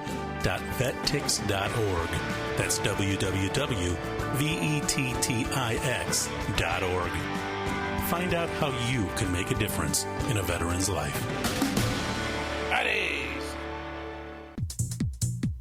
You're listening to the Equine Forum on HRRN, Presented by TwinSpires. Here comes the quarter pole. Hoosier Filly is moving sweetly on the top end. She's grabbed a narrow lead from Recharge with a quarter to go. Alpine Princess is 5 wide. Our Pretty Woman coming off the rail for a final push. They're into the lane. Recharge and Hoosier Filly doing battle. Alpine Princess getting closer on the outside into the final furlong. It's Recharge and Hoosier Filly with Alpine Princess trying to gun them down. Recharge with stiffening resolve. Hoosier Filly still there. Alpine Princess final try. Alpine Princess and Recharge. Recharge holds. What a call, Nick Tammaro at Sam Houston. Recharge winning the 2025 Houston Ladies Classic, a 6th win in the race for Hall of Famer Steve Asmussen. And here's the craziest part. We're going to talk with Nick in just a moment about handicapping strategies and his approach to betting an everyday card and putting together wagers. Recharge, trained by Steve Asmussen, who's won more races than any trainer in the history of the sport, got off at 42-1 in that race. You got 42-1 on the Steve Asmussen trained horse at Sam Houston. Are you kidding me? Nick Tammaro with me now here on HRN. Nick, good morning. Good morning, Mike. Yeah, still amazing thinking about it. It was one of 3, actually, that Steve had in the field last year, and she was able to get out on the lead. And, it was sort of it tipped something that came up a few weeks later. Ben Curtis on a Winchell Thoroughbreds horse for Steve Asmussen, riding the inside to a wire-to-wire win. Of course, the more popular of those 2 wins came with Magnitude and the Risen Star. It was just 3 weeks after that Houston Ladies Classic. I got to tell you, I love when announcers throw in certain phrases, and the one that stood out to me there with stiffening resolve. I love that, man. So, and have to be completely transparent about it. That is a completely stolen line from John G. Dooley, who has probably influenced my race calling. Yeah, he would be one of the guys that I love John's phrases and the way he describes races. So yeah, if you're putting a four-part announcer, I guess foursome of people that I've been influenced by the most would be John G. Dooley, Travis Stone, Tom Durkin, and the great Terry Spargo, who called in Dubai for a long time, who I now listen to call Australia all the time because the way he describes things is just so vivid and so thorough.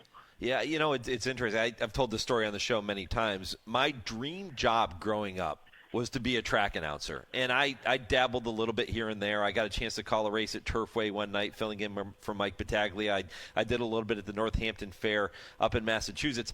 But I never had the true skill set to have the memorization and get the horses' names, which is critical. You got to get the names right. I admire so much what you and every announcer are able to do, but I get what you're saying, because I used to listen to Tom Durkin calls on a cassette tape in my Walkman when I was out jogging, right? And when I practiced, I would find myself just throwing in Durkinisms, even though I didn't mean to. They just kind of came out. So I get where you're going with that one. Yeah, no question about it. I mean, I can't tell you how many times growing up I heard him use a word, and then I would turn around and use it in a paper or something at school, and the teacher would be like, "Where did you find that word?" I remember there was a breakaway pace one afternoon at Belmont, and I was listening to Durkin's call, and he said, "They're flying through the opening quarter, a surfeit of speed." And I was like, "What the hell is a surfeit?" And I went and looked it up and was like, "That's great." And then when Buddy Saint won the Remsen in 2009, he said, "Oh, Buddy Saint just subjugated this field." And was like, man, if you can work a word like subjugate into a race call, I mean, that is strong. That's why he's the greatest of all time. Yeah, Bertrando, a bold opening salvo. I remember that one. I remember a shadow. Into the breach goes a shadow. There's so many like that just stand out to me. The greatest, yeah. I mean, and the ability to take a step back and use words that are common among all of us, like there's a new kid on the block. His name is Brocco. Yes. Just something similar, and knowing, of course, at the time that the new kids on the block were a very big deal as well. But I don't know how much Tom was nodding to that, but still, I mean, it came off great. Yeah, no, it really did. I remember the first time I got a chance to meet Tom in the booth at Saratoga, and this is, as I was just getting started with radio and all that, and I told him how I grew up idolizing him as an announcer, and I'll never forget, he looked at me, he says, "Well, Michael, I suggest you set that bar a little higher." And it was so Tom Durkin-like. It is the best. He is a guy that most people don't know personally, but he's somebody with a great sense of humor. And so, ironically, I'll tell you a 30-second vignette about him. So the day of the 2014 Breeders' Cup Saturday, I was sitting in the little alcove above the clubhouse lobby at Santa Anita. I wanted to be as removed from people as possible because I didn't have a great day on Friday, and I thought, I'm just going to set up at one of these tables. So I was the only one up there at about 8 in the morning, and suddenly it all became full, but I had to stay because I was comfortable, and I surge all the way from 200 and something to first. And I'm betting at the window one of the races, and here is Tom Durkin just wandering through this upper level. I stopped betting, and I said, wow, Tom Durkin, it's so nice to meet you. And I introduced myself, and he's like, well, what are you doing here? I said, well, I'm playing in the Breeders' Cup Betting Challenge. He said, well, how are you doing? And I said, well, actually, I'm in first. And he looked at me, and he said, then why don't you just go win the whole effing thing? And of course, he said the word, and I was like, that is great. Now I really have to try it even harder. I said, that's the plan. Absolutely brilliant. I love it. Nick Tammaro here on HRN. Nick, you also, in addition to serving as the announcer and morning line odds maker at Sam Houston, you are also part of the team at TwinSpires, and you handicap races there, and you put together tickets. And that's what I kind of wanted to get into with you here today, kind of inside the mind of somebody like yourself who's qualified for the NHC on 9 different occasions. Talk to me about your approach to an average everyday race card. How do you start? Yeah, I think, well, there's kind of 2 purposes, Mike. So in the professional capacity where I'm having to handicap every race and put out picks for those, I know that I'm going in trying to find a winner. And for me, the process doesn't change in terms of whether I'm just looking to make picks for public consumption or whether I'm going to bet myself. I mean, I'm trying to shape the race as much as possible. I'm trying to look and figure out how it's going to break down, who's going to be on the lead, who's going to be sitting off the pace. Is it going to be a fast pace, slow pace? And if it's a circuit that I'm familiar with, which in general it is because I follow for TwinSpires specifically the racing in Florida and California, then I'll know the horses relatively well. I might know a little bit about the types of races they're coming out of from a class perspective. Was that a strong 17.5-3 life? Is this a weaker 12.5 beaten? What is that move from 12.5 to 8 like? Is a horse going from dirt to synthetic? So on and so forth. So you're trying to basically take as much data as possible and simplify it as much as you can and break it down into something that's actually actionable. But I would say without question, no matter the exploit, whether it's public handicapping or just wagering on my own, I'm definitely trying to figure out how that race is going to unfold. And from there, I can really start the process of trying to figure out who can win. Which wagers do you lean toward most often? I am perfectly comfortable making a win bet. I have no issues whatsoever with betting a horse to win.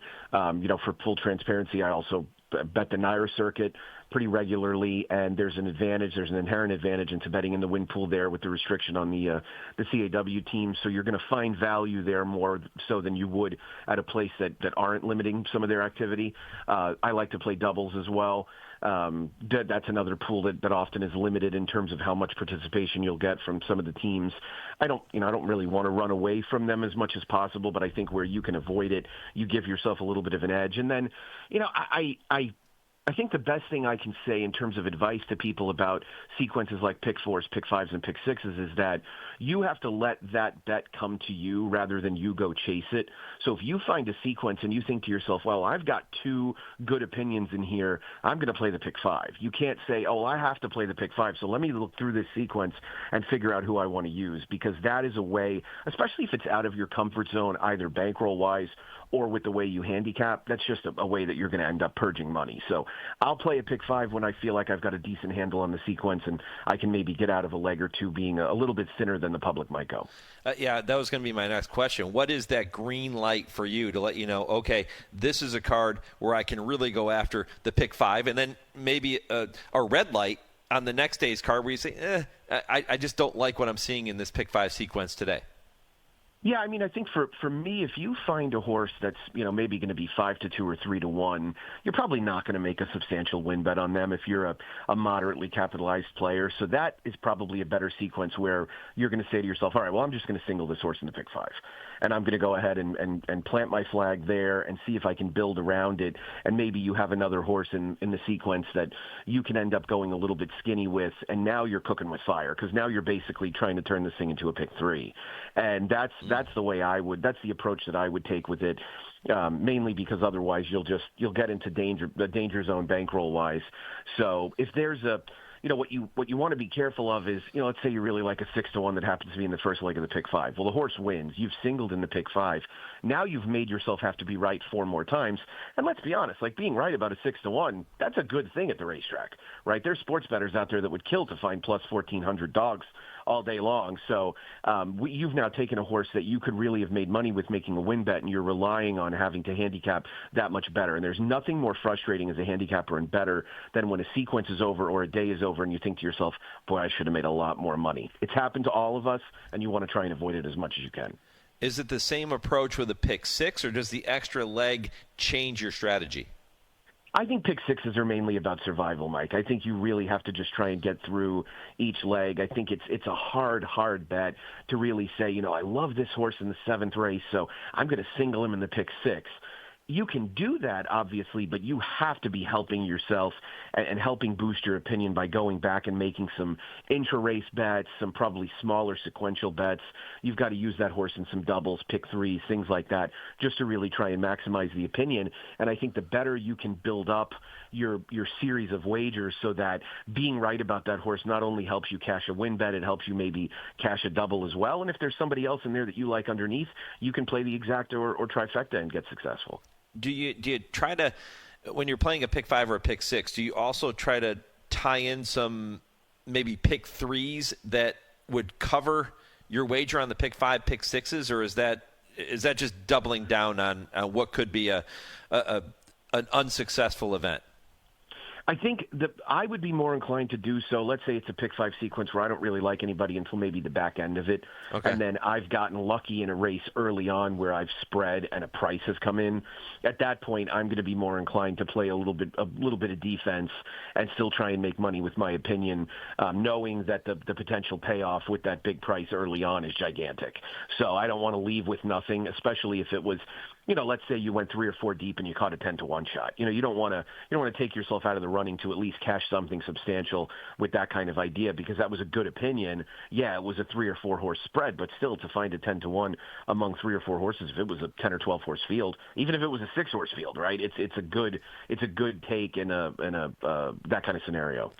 We started with talking about win bets. Is there a minimum number that you set and say, okay, if this horse, any horse, goes below this number, it's not a good win bet? Yeah, I'm probably never going to make a lot of win bets on horses less than 2-1, just because there's probably something sequential that I can try and take advantage of in that particular set of races. So, I think in order to do that successfully, you've got to be really well capitalized. If you're somebody that can make an upper 3-figure win wager, even a 4-figure win wager, well, then you're going to take 6-5 on a horse that you think should be 3-5. That's essentially what the computer teams are doing all day long. I kind of laughed at a Keeneland meet. I think it was this spring, and the computers obviously came in very hard in the final second on a horse that was 6-5 and bet them down to 3-5. And I had somebody reply to me on social media and say, "Oh yeah, because they're going around betting 3-5 shots."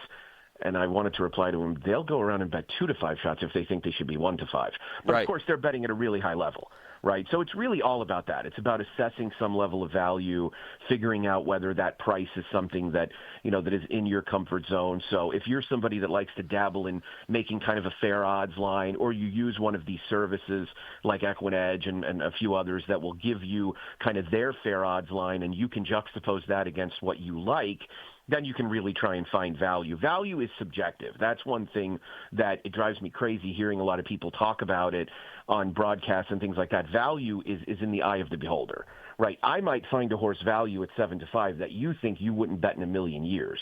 That doesn't mean the horse's value. That means I think the horse's value. What you want to do with win bets is really find true value in terms of your own assessment of that horse. How about the strategy for playing exactas? Is it a key? Is it a box? How do you go about it? Yeah, I'll always key. I mean, I'll wheel, key. My preference is to, if I'm playing exactas, I'm gonna bet a couple of exactas. I'm not gonna bet a slew of exactas. I think, especially if it's a win bet that I feel good about, I'll play a couple of exactas, 3 probably at most. And we'll vary those amounts based on my opinion. I'm not just going to blanket, play a $20 exacta wheel, especially if the prices really vary on those other 3 horses.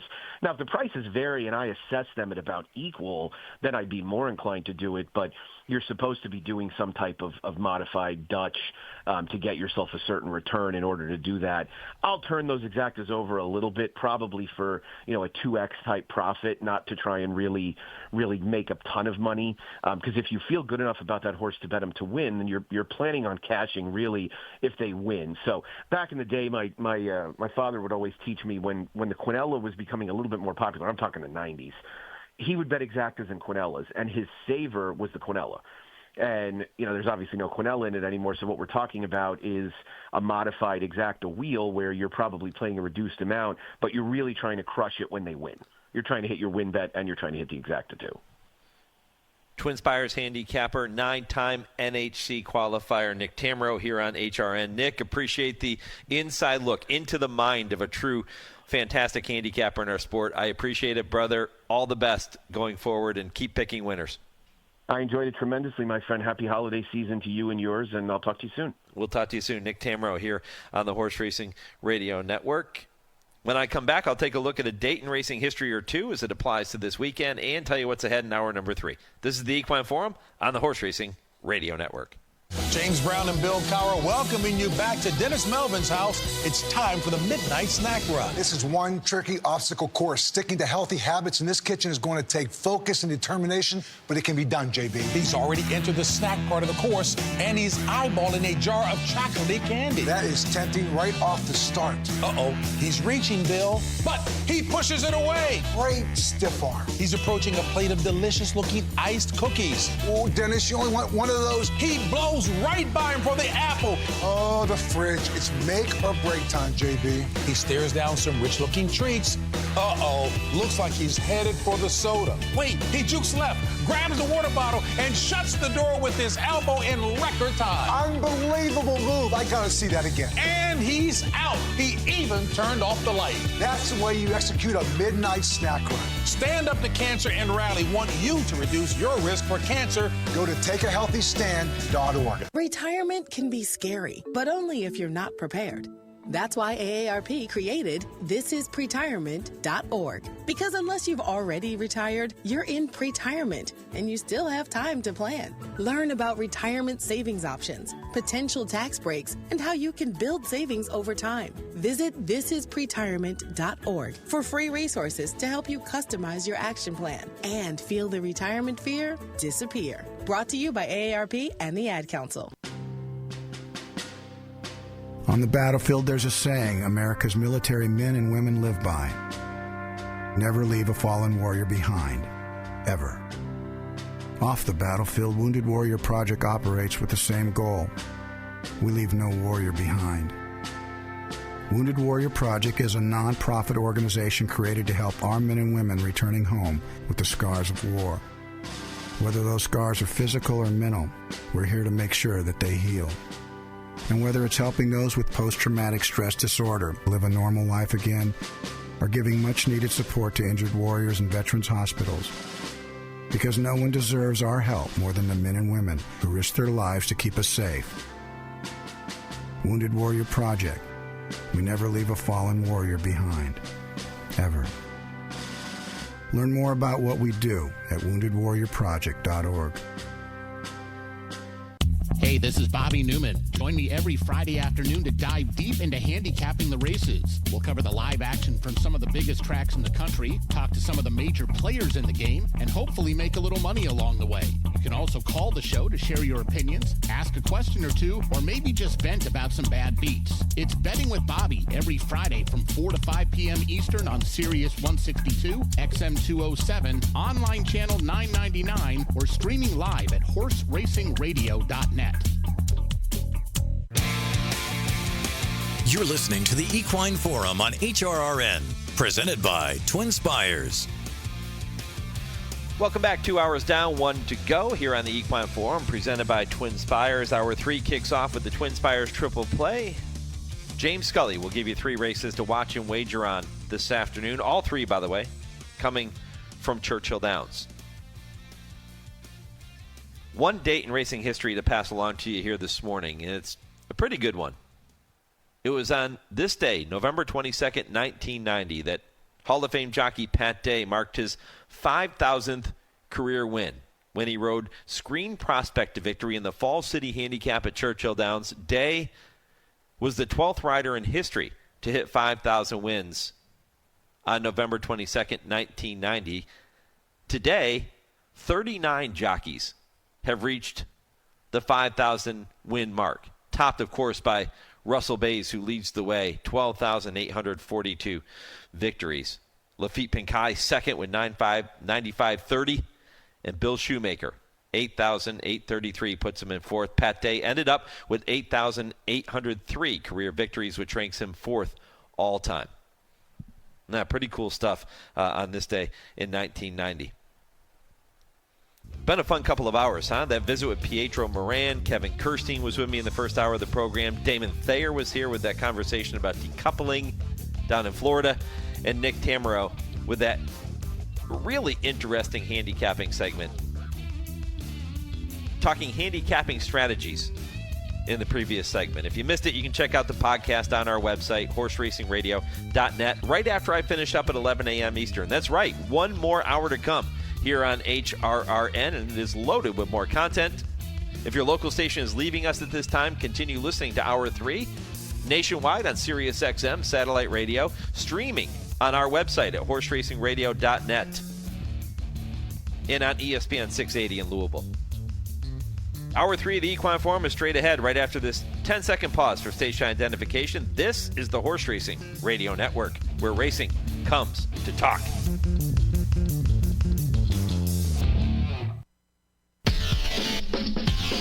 This is HRRN, horse racing's voice. Game on, dude, inside. Nonios outside. Game on, dude, turns him away. Nonios ran his heart out, but he's second to the winner. Game on, dude.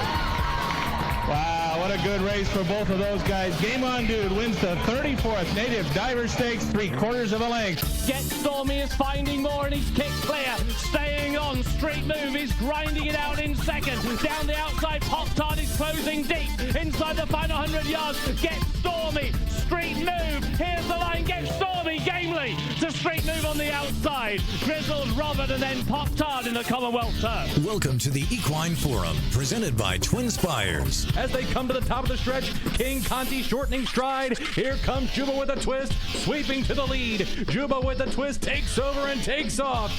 Juba with a twist, and Gustavo La Rosa going to draw off and take it once again to the West Virginia Futurity. And they're coming to the 8th pole in the Clark Handicap. Good game and pretty. Silver Charm facing a challenge from Little Bit Lively. And Wild Rush is third.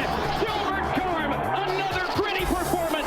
Fighting off Little Bit Lively, who's still there at the line. Silver Charm in the Clark. Now here's Mike Penna. Welcome back. Hour 3 of the Equine Forum, presented by TwinSpires. Mike Penna, Baron of the Backstretch. Happy to have you along for the ride. One more hour to go. The TwinSpires Triple Play kicks it all off momentarily. James Scully will give you 3 races to watch and wager on with TwinSpires this afternoon. Kurt Becker, Stroll Through Racing History, coming your way at 10:20. That segment presented every week by our friends at Keeneland. And then at 10:30, I Ask, They Answer with Dale Romans, with Tim Wilkin. We will tackle some of the hottest topics in the sport today in the final segment of the show. If you missed any portion of the first 2 hours of the program, my conversations with Pietro Moran, getting ready to ride in the Commonwealth turf later today at Churchill Downs, Kevin Kerstein from Churchill as well.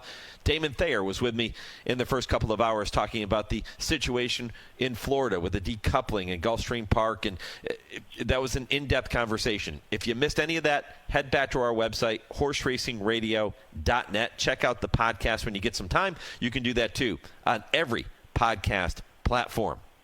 Time now to kick it all off. Hour 3 begins, as it does every week, with the TwinSpires Triple Play. James Scully, happy Thanksgiving week, my friend. Happy Thanksgiving to you, Mike. Excited to dive into these 3 races. You've chosen races 8, 10, and 11 at Churchill on this Saturday afternoon, and all of this ahead of what's going to be a feast of stakes races on Thanksgiving week beneath the TwinSpires. Yeah, absolutely. Next week, starting on Thursday through closing day Sunday, going to have 9 stakes highlighted by the Grade 2 Clark on Friday and the Kentucky Jockey Club and Goldenrod for 2-year-olds on Saturday. Saturday is the Days of Tomorrow program exclusively devoted next Saturday to 2-year-olds. But and I also wanted to say, if you're betting on the races next weekend or this weekend, check out TwinSpires.com. We got a great promotion every Saturday, this Saturday and the next Saturday at Churchill Downs, a $3,000 win ladder, where we're just going to give away $3,000 bonus money to everybody that cashes $5 win tickets. We also have a $3,000 late pick 3 where we're going to give away $3,000 to everybody that hits the late pick 3 on Sunday. We got lots of promos and offers for various tracks. Make sure you opt in. And then we've got some really great tournament action. We have some $40 and $70 events for various tracks. But we have a $500 Clark Betting Challenge qualifier today going on in the Churchill races. And then next Friday will be the $2,000 Clark Betting Challenge. That'll be awarding some free seats to the NHC and the Kentucky Derby Betting Challenge and great cash prizes and more. So make sure you check out the offers page for promos and the tournaments page for all the details and schedules of the handicapping contests we got going on. Yeah, always a lot of fun when you're a TwinSpires member and you're betting and playing at TwinSpires. Let's dive into the 3 races you've selected, James. Race 8, Race 10, Race 11 at Churchill Downs. Race 8 is a 6.5 furlong maiden special weight race on the main track. Contentious race. It's for the 2-year-old fillies. How'd you see that one? Yeah, I'm going to just say that I got some questions about the 2 morning line favorites in here real quick. Number 4, Joke Makers, a dedicated late runner, adds blinkers and shows a bull at work, but I just don't think he's going to be fast enough to make the front, and his numbers are underwhelming. Touch of Magic, I did not like his last effort in a maiden special weight race, her last effort. I really like number 7, Kayla's Comet, in race 8 on today.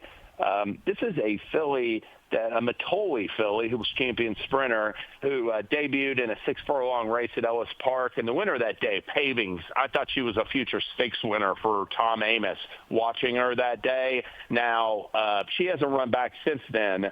But Kayla's Comment ran a good second to her. The horse that was actually third in that race, Mike, is Sister Troyenne. She's won a maiden in an entry-level allowance for Brian Lynch Cinch, and she's heading to stakes competition next out. So that was a really, I think, hot key sprint maiden special weight race for 2-year-old fillies at Ellis. Last time out, Kayla's Comet stretched to a mile and a 16th at Keeneland. And she didn't run poorly to be third. I mean, believe me, the winner of that race, Atropa, I mean, that is a very nice end-of-mischief filly for Cherie DeVoe, who's got a future. And the horse that was second came right back and won next out for Mark Cassidy. This Kayla's Comment has been in 2 hot, talented, deep races so far. I loved her sprint effort in her debut. And I look at her, she's not only been flattered by the competition, but her numbers for that first effort were real strong. And I think that, she's going to be prominent adding blinkers for Calhoun. The presence of Gabriel Saez will only help her price. I'm really keen on this Kayla's Comment at 4-1. What do you think the addition of the blinkers is going to help Kayla's Comment with in this race? I think it's going to help her be, just keep her focused. I mean, we know she's got speed because she's been on the pace in both of her races and has earned, brisk early pace numbers in the 90s. So she's got some natural quickness. I just think the blinkers after 2 losses, if you got a filly you think's real promising or a colt you think's real promising, maybe that can just get them over the hump and keep them a little bit more focused. Let's talk a little strategy then, James. Kayla's Comment, 4-1 on the morning line. How do you play this race with a horse that's expected to be in that 4-1, maybe even a little lower? I'm definitely going to play her to win. I'm going to take a big stand, and I'm going to single her in some sequences for sure, multi-race sequences. This is the kind of this last half of the card today I really like. And it's the kind of thing where if I have 2 opinions right out of a 3 in a pick 3 sequence, I can put these tickets together and cash a good ticket. That's the plan. So, I'm going to look at it from a win perspective and a multi-race perspective as a single. All right, the second race you've chosen is race number 10. That's the featured event, the Grade 3 Commonwealth Turf. Some rain in central Kentucky on Friday.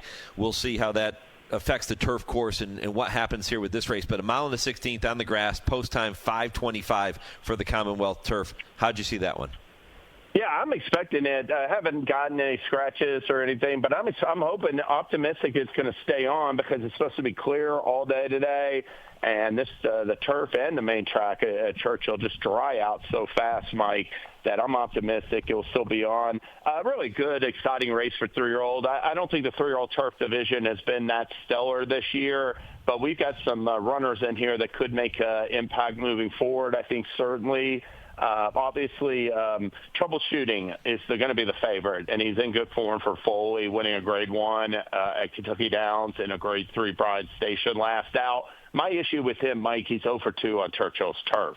And some horses just like Keeneland's turf a lot. They're two different turf courses.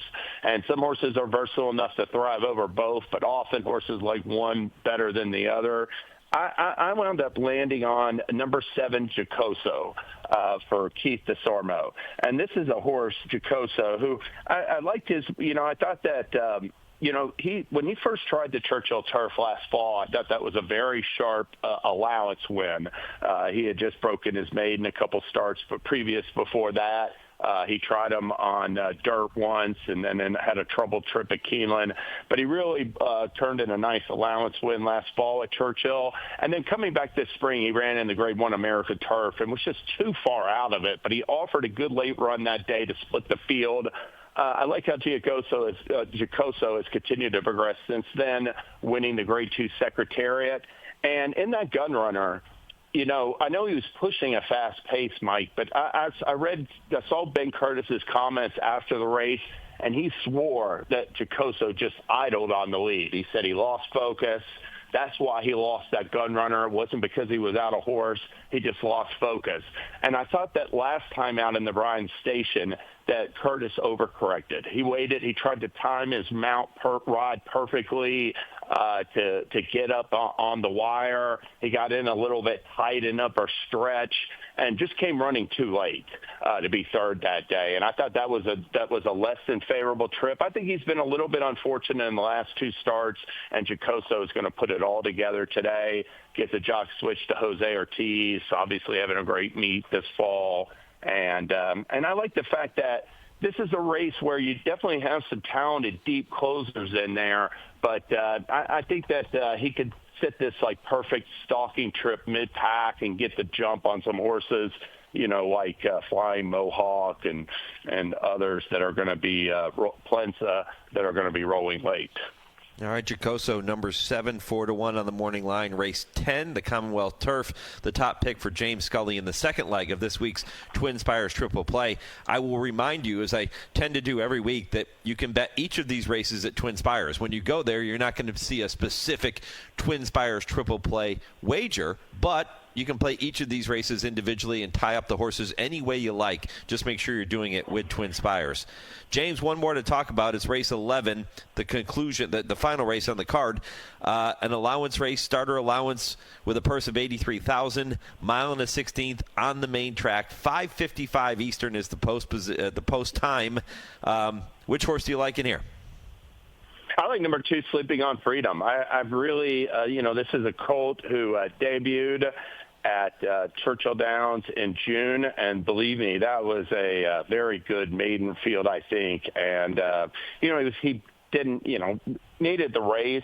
Was a little bit lost in the opening stages, but when he started running that day, really good finish to be beating a half length. McPeak freshened him off that race, brought him back at Keeneland in mid-October, and I thought once again he took a step forward, showed more speed, and really just a courageous performance. He had to battle the entire length of the stretch to the wire, gutted out a neck win. Those races can be much more beneficial than just an easy win for young horses. I think that Sleeping on Freedom has gotten a ton of seasoning from those 2 efforts. And I just think he's going to relish the stretch out to mile and a 16th this afternoon. This 8.5 furlong distance, I think, will easily be within his wheelhouse. He's really well-bred, cold on the dam side, out of a Tisnow mare, and Kenny McPeak 17% first route. And I will say this, Jose Ortiz was up on him last time, and he's on another horse in this race. But this was Brian Hernandez's horse, and he was hurt last time, so he's just getting the mount back. And I don't think it's a case where Ortiz chose a different runner.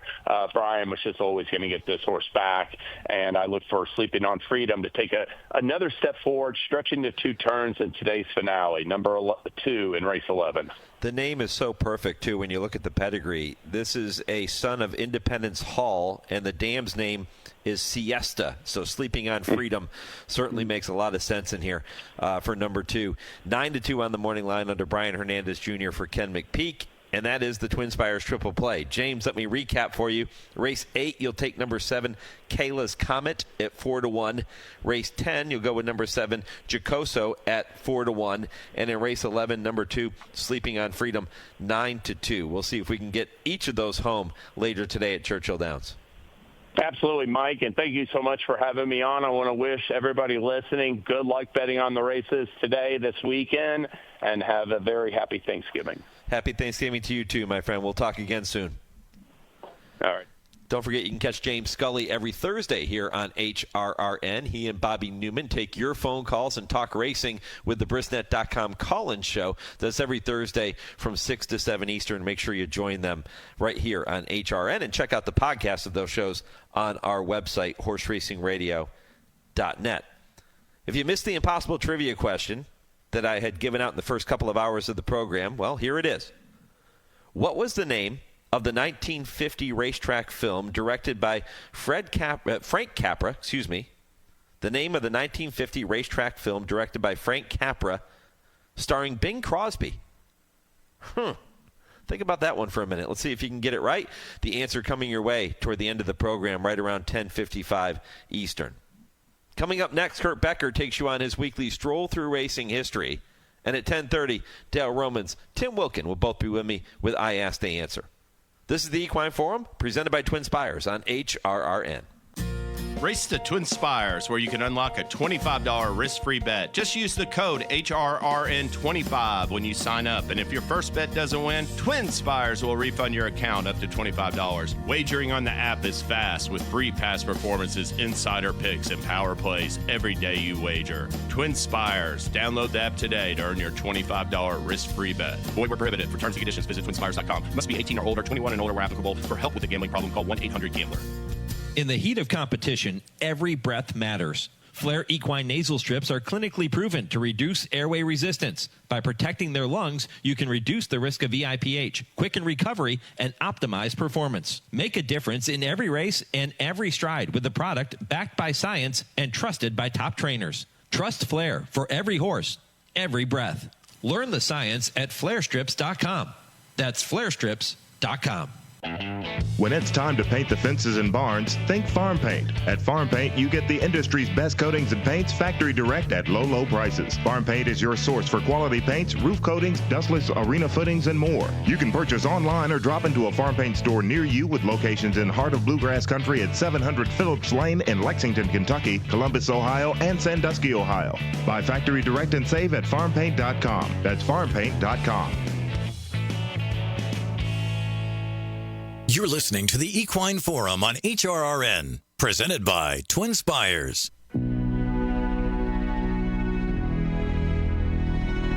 Hello, I'm Kurt Becker. Thanks for joining me as I take another stroll through racing history presented by Keeneland. He was called the Pride of Brooklyn and the Sweetheart of New York, as well as the greatest bargain claim in the history of the turf. And in the 1940s, he rose from being a $1,500 claimer to becoming the richest racehorse of all time. His name was Stymied.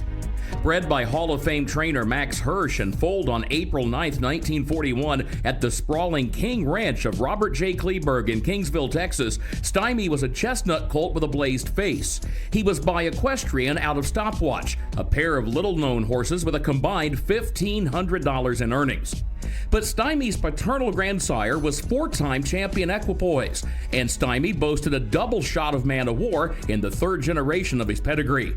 Years later, turf riders would note Stymie's red coloring and the fact he ran with his head held high as traits inherited from his famous 3rd generation ancestor. Stymie made his debut at the races as a 2-year-old in New York, and the folks at King Ranch debuted him for a claiming tag of $2,500. He finished 7th in that attempt, ran 11th in a maiden special weight at next asking, and was 7th in his 3rd outing while running for a claiming price of $1,500. It was in that 3rd start, which came at Belmont Park on August 2nd, 1943, that trainer Hirsch Jacobs claimed Stymie in what would become known as the greatest bargain claim in the history of the sport. For $1,500, he had snagged the colt which was destined to become the sport's all-time money leader, and he would race the colt in the name of his wife, Ethel Jacobs. He caught my eye leaving the paddock that day, Hirsch Jacobs recalled many years later. He looked like a good horse, but I didn't know he was going to become a great horse. As evidence that what he said was true, Jacobs added that he ran Stymie 11 times in claiming company himself before realizing the risk he was taking. Jacobs, in fact, ran Stymie for a $2,000 tag just 4 days after the claim and would run him 10 more times for a claiming price of $5,000 or less. He would later admit that while he liked Stymie's looks, he claimed him mainly to replace a 2-year-old which he had lost a short time earlier via the claim route. As a 3-year-old in 1944, Stymie was already on the path to bigger and better things. He ran 3rd in the Flamingo at Hialeah and was runner-up in the Wood Memorial in New York, but finished 6th in the Preakness in his only appearance in a Triple Crown race. He was not a top-level racehorse just yet, but his days as a cheap claimer were definitely behind him. Still, the fact remained that Stymie had won just 7 times in 57 career starts by the end of his 3-year-old season, but those numbers were about to improve. As a 4-year-old in 1945, Stymie won 9 times, including 8 stakes wins, for season's earnings of $225,000. His victories included the Rancocas, Gray Lag, Brooklyn, Butler, Continental, Westchester, Riggs, and Pimlico Cup handicaps, as well as the Saratoga Cup. The following year, in 1946, Stymie repeated in the Gray Lag and equaled a track record at 1 1/8 miles, broke a track record at 1 5/8 miles, and had developed such a towering reputation that he repeated in the Saratoga Cup via an exhibition-style walkover. By season's end, he had added another $238,000 to his bankroll. In 1947, Stymie won the Metropolitan, Massachusetts, Aqueduct, and Gallant Fox handicaps, took the Sussex at Delaware Park in track record time at 1.25 miles, and won the Empire City Gold Cup for a $300,000 season. The win in the Massachusetts handicap made him the first thoroughbred ever to surpass $700,000 in career earnings. Stymie would battle Triple Crown winner Assault and champion Armed for supremacy on the all-time money list into 1948, when Stymie would add repeat victories in the Metropolitan, Aqueduct, and Sussex handicaps. By the time he retired from racing in 1949, Stymie boasted a career slate of 131 starts, 35 wins, 33 runner-up finishes, and 28 third-place efforts for unprecedented earnings of $918,000. He would remain the sport's all-time money leader until being surpassed by Citation in June of 1950. A winner from 6 furlongs to 2.5 miles, Stymie retired to stud at Green Ridge Farm of Dr. Charles Hagyard in Lexington, Kentucky, before standing several seasons in California. Generally perceived as a successful sire, Stymie eventually returned to Green Ridge, where he died on June 24, 1962, at the age of 21. It was said that Stymie was not the greatest horse of his day, but that he was certainly one of the toughest. As a handicap star, he gave his rivals chunks of weight, then left them hopelessly behind in the stretch. He was lion-hearted, durable, and popular, and those qualities helped him rise from equine obscurity to turf royalty. As turf writer Bud Wallace wrote upon Stymie's passing, his career had no parallel in turf history. Please join me again next week when I take another stroll through racing history presented by Keeneland. For HRRN, I'm Kurt Becker. And once again, my thanks to Kurt and to Keeneland for making those segments possible each and every week. If you have missed any of Kurt's Stroll Through Racing History segments, all you have to do is head back over to our website, horseracingradio.net. You can check out the special podcast page dedicated to those stories and listen to every single one. There have been some amazing ones. Go back and listen at horseracingradio.net. When I come back, Dale Romans, Tim Wilkin, they will be here. It is this week's edition of I Ask, They Answer. This is the Equine Forum, presented by TwinSpires on HRRN. This is HRRN, horse racing's voice. Race to TwinSpires, where you can unlock a $25 risk-free bet. Just use the code HRRN25 when you sign up. And if your first bet doesn't win, TwinSpires will refund your account up to $25. Wagering on the app is fast with free past performances, insider picks, and power plays every day you wager. TwinSpires. Download the app today to earn your $25 risk-free bet. Void where prohibited. For terms and conditions, visit TwinSpires.com. Must be 18 or older, 21 and older where applicable. For help with a gambling problem, call 1-800-GAMBLER. I'm William Shatner. I've been around a long time, but I'm truly humbled when I see the real battles our brave, paralyzed veterans have faced defending our freedom. And when they come home. I had just come home from serving over in Germany. Next thing I know, it was 3 weeks later. I was paralyzed. While parachuting with my platoon, my parachute didn't open. I broke my neck. It left me paralyzed for the rest of my life. I was on a routine patrol, and we were in the desert of Kuwait, and the vehicle flipped and landed on top of me, which left me paralyzed from the waist down. Okay, folks, this is heroism. That's why I'm proud to support Paralyzed Veterans of America, because they've kept their promise to never leave a fallen soldier behind. A roof over their heads, accessible homes, cars, jobs, benefits. PVA has brought me back to life. Show them their sacrifice hasn't been in vain. Go to PVA.org to learn how you can make a difference. This is I Ask, They Answer on the Equine Forum on HRRN. With a quarter to go at Pimlico, and leading the way is Seize the Gray. Seize the Gray trying to lead them all the way. Seize the Gray, and here's Mystic Dan tipping to the outside. Mystic Dan's coming all around at the 3/16, but still in front of Seize the Gray. Seize the Gray and Jaime Torres in front. Mystic Dan, Brian Hernandez Jr. catching Freedom on the outside with a late bid.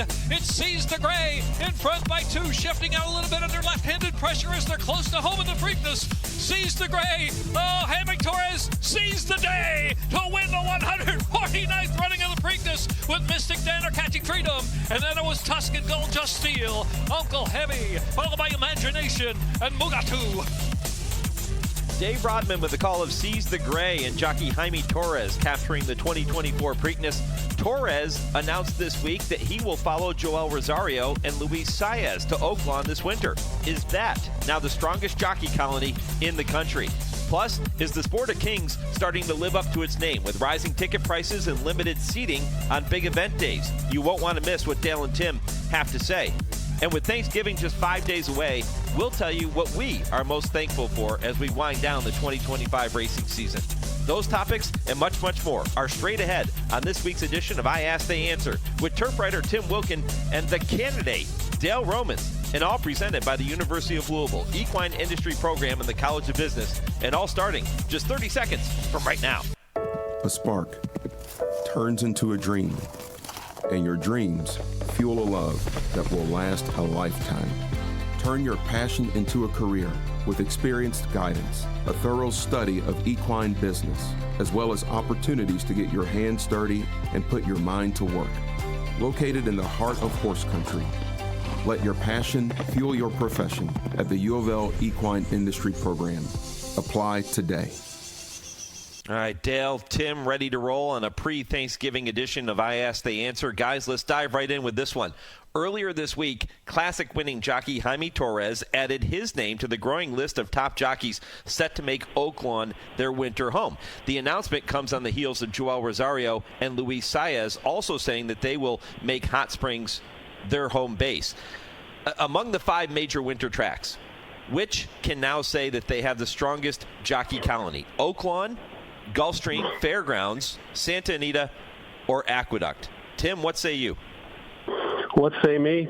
I say all just about every jockey colony is strong. I mean, it's not like you got to any stiffs at these meets. But if I was looking at the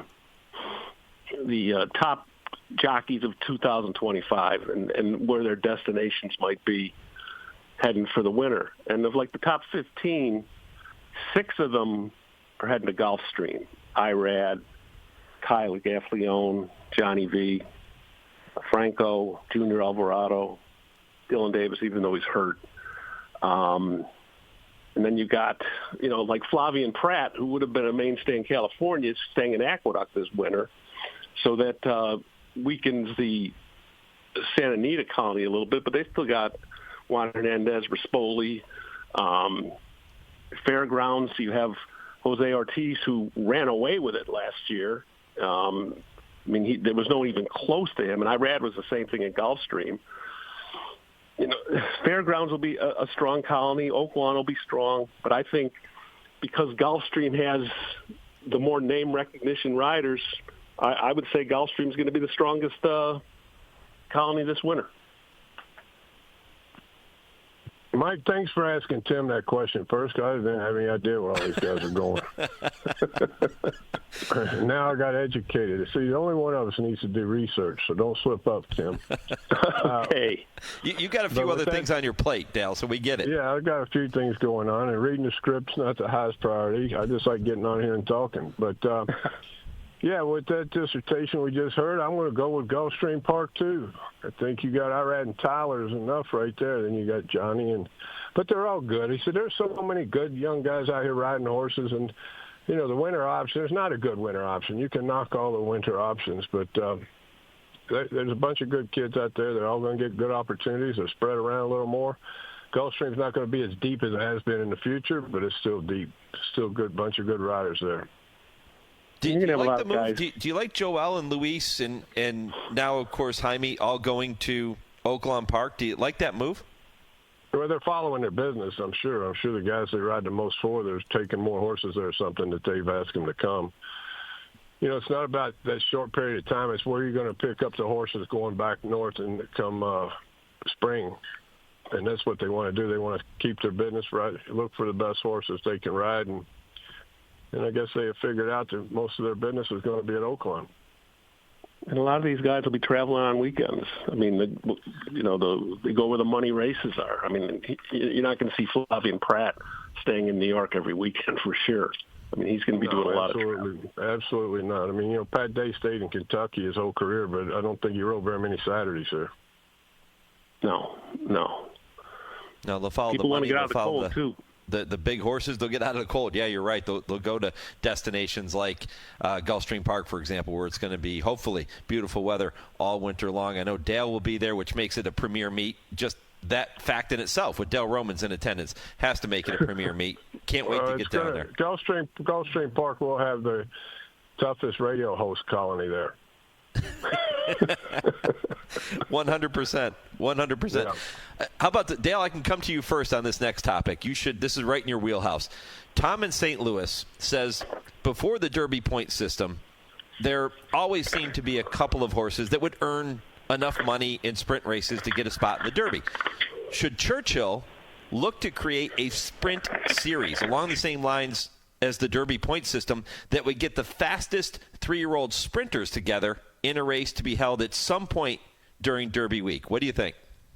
It's a pretty interesting concept. I don't know that there's a big enough demand to get into a sprint race with the best horses. And that's what it all boils down to with the Derby. The reason we have the points is there's always a demand of more horses than 20 want to run. I don't know that you would find more than 12 top sprinters that want to run in a race, but it might put a little excitement to the road to the 3-year-old sprint championship. Right now, Churchill has their hands full pretty much with the road to the Kentucky Derby. What is it, 36 races, I think it is? Yeah, right around there. And, on Derby week, Derby day, there isn't any real stake for three-year-old colts sprinting. They have the 8 bells for the fillies. The Pat Day Mile, they have the Churchill Downs Stakes for 4-year-olds. Up in last year, that Race produced one of the best finishes we saw all year with that 4-horse dead heat with Mindframe, Nisos Banishing, who went on to win the Charlestown Classic, and Bookham Dano. Churchill's always going to be focused on the Derby, which is what they should be focused on. I just think it's, like Dale said, I don't know if they have the demand for sprinters to do a series that would culminate with a big race on Derby Day. I just don't see that. Yeah, I think right now the Derby trial would be the race you would point toward and say, okay, this is where the horses that aren't as seasoned or don't want to go a mile and a quarter in the Kentucky Derby, don't have enough points to get in. This is where they're going to point to. But even that is a different type of race because it's a 1-mile race. It's a different type of race than a true 6-furlong sprint. Yeah. And that's the Pat Day Mile now, right? Yes, the Pat Day Mile. I call it the Derby trial. Yeah, the Pat Day Mile. Yeah. But, that's a race that horses use for a springboard to maybe the Preakness. But again, you don't use it as much for a sprint race. So I just don't see them coming up with another series because they've got their hands full with the road to the Triple Crown. I mean, what about this, Tim? What about this? If they didn't come up with a series, a points series like Tom is proposing, what if they just created a top-level 3-year-old sprint race during Derby week? Well, now you're trying to fill a sprint race, a mile race, and a mile and a quarter race with top horses, and that would be kind of difficult to do without watering down the mile against the 3/4. I think a lot of the sprinters will try to get the mile. Some of them will do it. I don't know. It's the Oaks is the closest thing to it. They've got to you got to get some points to get in there too. It's all about point systems. All about demand. How do you create enough demand to find 12 horses that aren't going to have 2 in there that stand over the field and make it a bad race anyway? Yeah, and you'd have to have more than one race, obviously, to have a series. You'd have to make it a points race. You'd have to make it worthwhile and they'd have to be races all over the country, I'm assuming. Mm-hmm. Yeah. And all the other racetracks have to get on board to do that. Right. You have interesting concept if there were 500 horses turning at the first of the year that are pointing towards this sprint race, but it's just not that pool of horses like there is for the classics. You got sprint races, just off the top of my head, you have, the Gulfstream is the Swale, that's a sprint. Bayshore at Aqueduct, Tom's Fleet at Oaklawn, I think. It also seems the biggest sprint races are later in the year. Yeah. Tom, that's a really good question. Really appreciate it. If you have a question you want Dale and Tim to answer or debate, you can send that to us, Mike at horseracingradio.net. We will do our best to work it into the show. Guys, time now to say hello to our good friend Nick Zito. You get to tell me if the following statement is right or wrong. Yeah, right or wrong. Am I right? What do you think? Right or wrong? Actually, not just one statement this week. We have a trio of statements for you to read, debate, and kick around. The first one comes from Patty in Arizona, who says that she and her friends have attended most Breeders' Cups in California since 2003, as well as others around the country. But she's concerned that Breeders' Cup has forgotten part of the mission of events like this, which would be to attract new fans and have them be able to see these top-level horses and jockeys live and in person. She cites increased ticket prices and caps on attendance numbers. What do you think? Is she right or wrong? Yeah, right or wrong. Am I right? Tim? This isn't the same Patty that got mad at me about that question about the cable, is it? Boy, I hope it is. So she's going to hate me again, I guess. Be nice. Be nice. You got me yelled at over that one. Well, I think I didn't even say it. My daughter was yelling at me about being mean to people. Well, I wasn't being mean. I just was being honest. What do you think? Are racing's biggest events becoming increasingly more difficult for fans to attend, Tim? What do you think? Well, that's the way of the world in sports these days. I mean, you want to see the big events, you're going to have to pay the big money. You want to go to the Super Bowl, you're paying $4,000 for a cheap seat. You want to go to the World Series, you're paying top dollar, $700 to over $1,000. The NBA Finals, the same thing. I think a Knicks Celtics game last year cost $1,900 to go to one game. Yeah, I get where she's coming from, that you want to be able to let the people get to see these events, but it's like everything else. To see the best in the sport has to offer, you're going to have to pay money. It's not like you can go to Del Mar on a weekday and get in for $12. But if you're going to go to the Breeders' Cup, the World Series of horse racing, you're going to pay top dollars. The same way you go to the Kentucky Derby. That's just the way it is. Does that make it fair, right? No, I've never been a fan of having to pay exuberant prices to see a sporting event, but that's just the world we live in, unfortunately. I'm sorry, Patty, but that's just the way it is. That sounds like it's coming from somebody who gets the best seat for free every big race. I plead the fifth. Yeah. Dale, what do you think? That's a luxury problem that we have, that the supply and demand. It's the old supply and demand. And as far as limiting the number of people, that's just for the experience. Nobody wants to sit in the line trying to leave or to get concessions, and these venues can only hold so many comfortably, so you're going to have to cap it at some point. Churchill doesn't seem to. They just build something new. But, Churchill's worked hard at making the Derby a bucket list event, just like you're talking about the Super Bowl or the World Series, that people at least want to come and do it one time, and they've done a good job of it. But, yeah, you'd like for everybody who wants to be there to be able to go, but at some point you have to limit it, and we're just lucky that people are still wanting to come and are willing to pay the price to do it.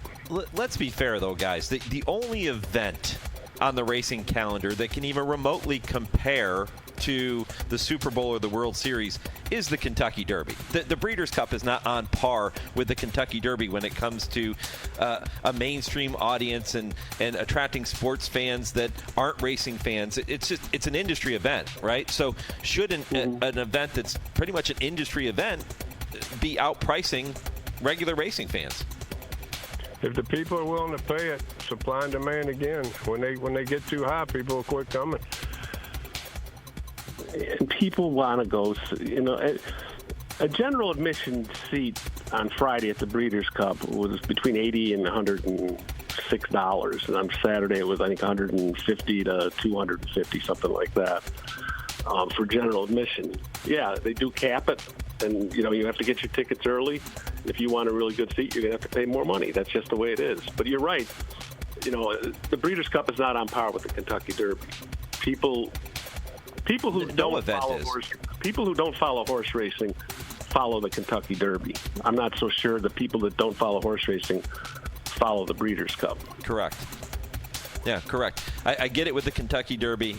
I don't know if I get it with events like Breeders' Cup, Pegasus World Cup, and those events that are more higher priced and capping attendance and all those types of things. I just don't see it. But they become events too. It's more than just a horse race. People go for different other things at these events. The entertainment factors, like at the Pegasus, not so much at the Breeders' Cup, but they become events in themselves. And you can't open a small venue like Gulfstream Park up to whoever wants to come. It just can't hold the people. Right. And, Churchill's about the only place that you could have the Breeders' Cup and not have to limit it to some number. Mm-hmm. Yeah. If they'd ever quit building, we could have another Breeders' Cup here. They've got a new project every 2 years. Yeah, it's true. Patty, good question. Shane in North Carolina has one for you guys, too. Guys, he says his bucket list goal is to attend next year's Kentucky Derby for his 40th birthday, which happens to fall in May. And Shane asks if you guys can make a pitch to his wonderful wife, Brittany, about why it's such a can't-miss event. Wives love when you do this kind of stuff to them on national radio. So, guys, I ask you, right or wrong, Brittany should take Shane to the Kentucky Derby for his 40th birthday. Yeah, right or wrong. Am I right? Dale? She should definitely take him because he wants to come. Let him come over here and dress up, drink too many mint juleps, and make you mad. It would be a fun day.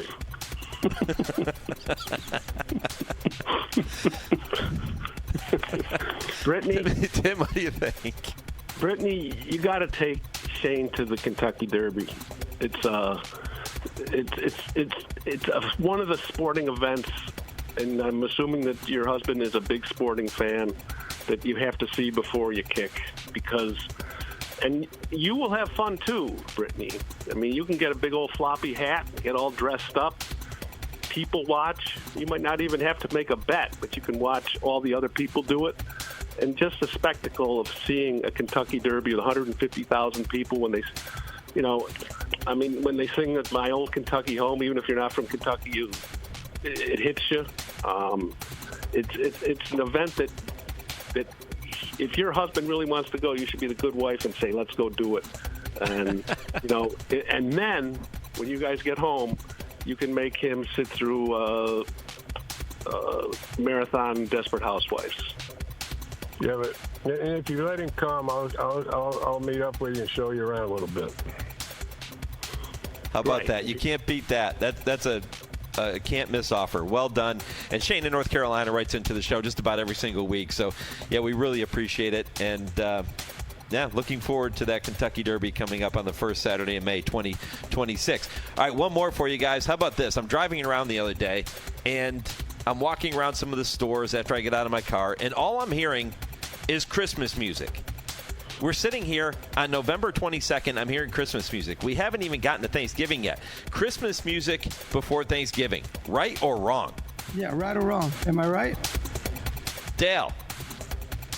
Yeah, what's wrong with a little white Christmas in November? I don't mind it. Let it play. Good. Now I'm seeing decorations out there before we even get to Halloween. Way too early.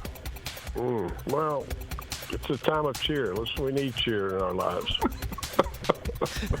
Tim, what do you think? I'm with you on this. We don't need Christmas music before Thanksgiving. It used to always be that the Christmas season wasn't officially here until Santa Claus came down the road in the Macy's Thanksgiving Day Parade, which signifies the start of the Christmas season. Now you're having Christmas music before Halloween, for God's sakes. And, Thanksgiving gets to be a lost holiday because people have already got their Christmas trees up. Just step on the brakes a little bit. And let's just enjoy the fall and before the winter. I mean, the day of Thanksgiving, start the Christmas music, but not before. I don't like it. The Christmas starts for me when Rudolph and Frosty play on TV, and yes, I still watch them every year, and I'm still a big fan of the elf that pulls at the bottom of Snowman's tooth. Herbie. But those shows don't come on till December, Dale. Well, that's when I start my Christmas. Yeah, I agree. We watch Rudolph every single year, and if I can catch Frosty, I do that too. Just something nostalgic about each of those. Island. I'm a big fan of Yukon Cornelius too. You like him? Oh yeah, he's good. Who was the snowman? Good question. I know who it was. It was Burl Ives. Very good. Yeah. Yep. You get the gold star. I told you I watch it every year. Oh, then you should know it. Mm-hmm. All right, one more topic before our final point of the week. And this one, guys, with Thanksgiving coming up on Thursday, I thought it would be fun to spend a few minutes discussing what things we are most thankful for as we prepare to wind down this 2025 racing season. We can make this a racing edition of the question. We can make it a personal thing. But Tim, let me start with you. What things, I guess in racing, are you most thankful for as we prepare to wind things down? Well, I'm thankful that I'm still able to work in it, and just, because after I left the Albany Times-Union with a buyout 5 years ago, I didn't know if I'd still be covering racing or doing anything with racing. But I've gotten enough freelance gigs with the likes of the Thoroughbred Daily News during Saratoga, working for the Breeders' Cup, working for Parks during the Pennsylvania Derby, working at the Preakness. I'm thankful for that. I'm thankful for the relationships that I've built through the years with horsemen such as Dale and others that, you cover them, but that you also become friends with them. And that might be considered taboo in the business, but I've been in the business long enough where I can have friends in the business, and it's not going to affect the way I cover it. And the horses themselves. I love going out to see the horses every morning at Saratoga, especially seeing the likes of Sovereignty and, Torpedo Anna this year and countless others. I just have enjoyed every second of that. Best part of my day has always been the mornings.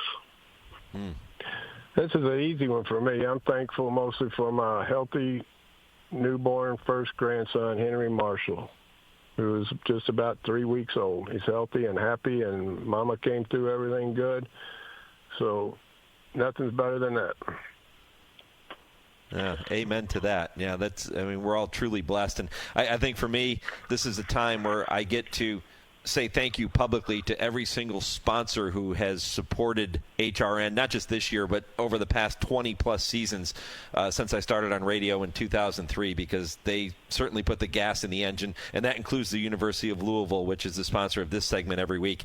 Every guest, when I reach out to people and I say, hey, do you want to join me on the show? And they say yes. I'm thankful to the time that they spend with us, and that includes both of you. We've been doing this together several years now, and it's still going strong, and I really appreciate the time that you guys take every single week to be part of this show. And then every listener who tunes in and comments and writes to us and tells us how much they enjoy this show and some of the other programs we put together. Really appreciate each of you tuning into HRN again this season. So for me, those are my things here as we get ready to wind down 2025. Very nice. Very good. All right. One more topic or one more segment to get to before we wind down the program, and that is our final point of the week. And Tim Wilkin, as you always do, kick us off. It's very, it's 2 weeks ago was the Breeders' Cup. Beautiful weather at Del Mar. Since then, they've had yesterday, Friday, they canceled at Del Mar because of all the rain they've had. They've had rain, it seems like constant, the week after the Breeders' Cup. I stayed out in San Diego for 4 or 5 days after the Breeders' Cup, and the last day I left, it was raining, and it seems like it hasn't stopped since then. So the man upstairs was smiling on the Breeders' Cup when he held off on the rain for to give it such a great 2 days of weather, but it's not so nice out there right now. We did have good weather out there. I want to give my final points. One more thing I'm thankful for, and I'm thankful that we got through this whole episode without talking about what we're going to eat on Thursday or what we like and don't like. That's next week. Yeah. What did you eat? Will be tuning in for that one. Oh, yeah. Well, no, please not. Guys, enjoy the weekend. We're going to do this all over again next Saturday. All right. Sounds good. See you. All right. Remember, if you have a topic you want to hear Dale and Tim discuss, you can email the show, mike@horseracingradio.net. We will get that worked in for you. I Ask the Answer is presented every week by our friends at the University of Louisville, Equine Industry Program in the College of Business. I'm back with the answer to this week's impossible trivia question next on the Equine Forum on the Horse Racing Radio Network, where racing comes to talk. I'm 54, so basically, it's too late to start saving for retirement, right? Not right. Starting to save, even in your 50s, can really make a difference. Well, right now, saving seems hard to wrap my head around. Plus, with the way this year's been going...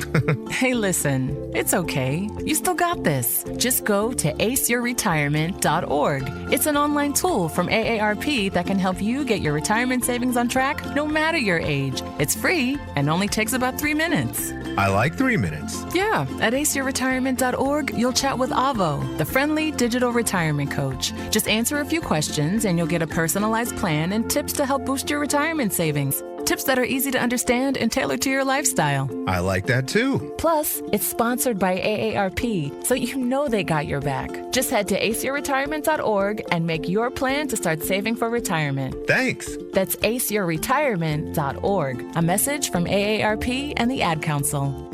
Did you receive a call or message that mentioned Social Security and demanded immediate action? Did the caller know your Social Security number or other personal information and tell you that your Social Security number had been used in connection with the crime?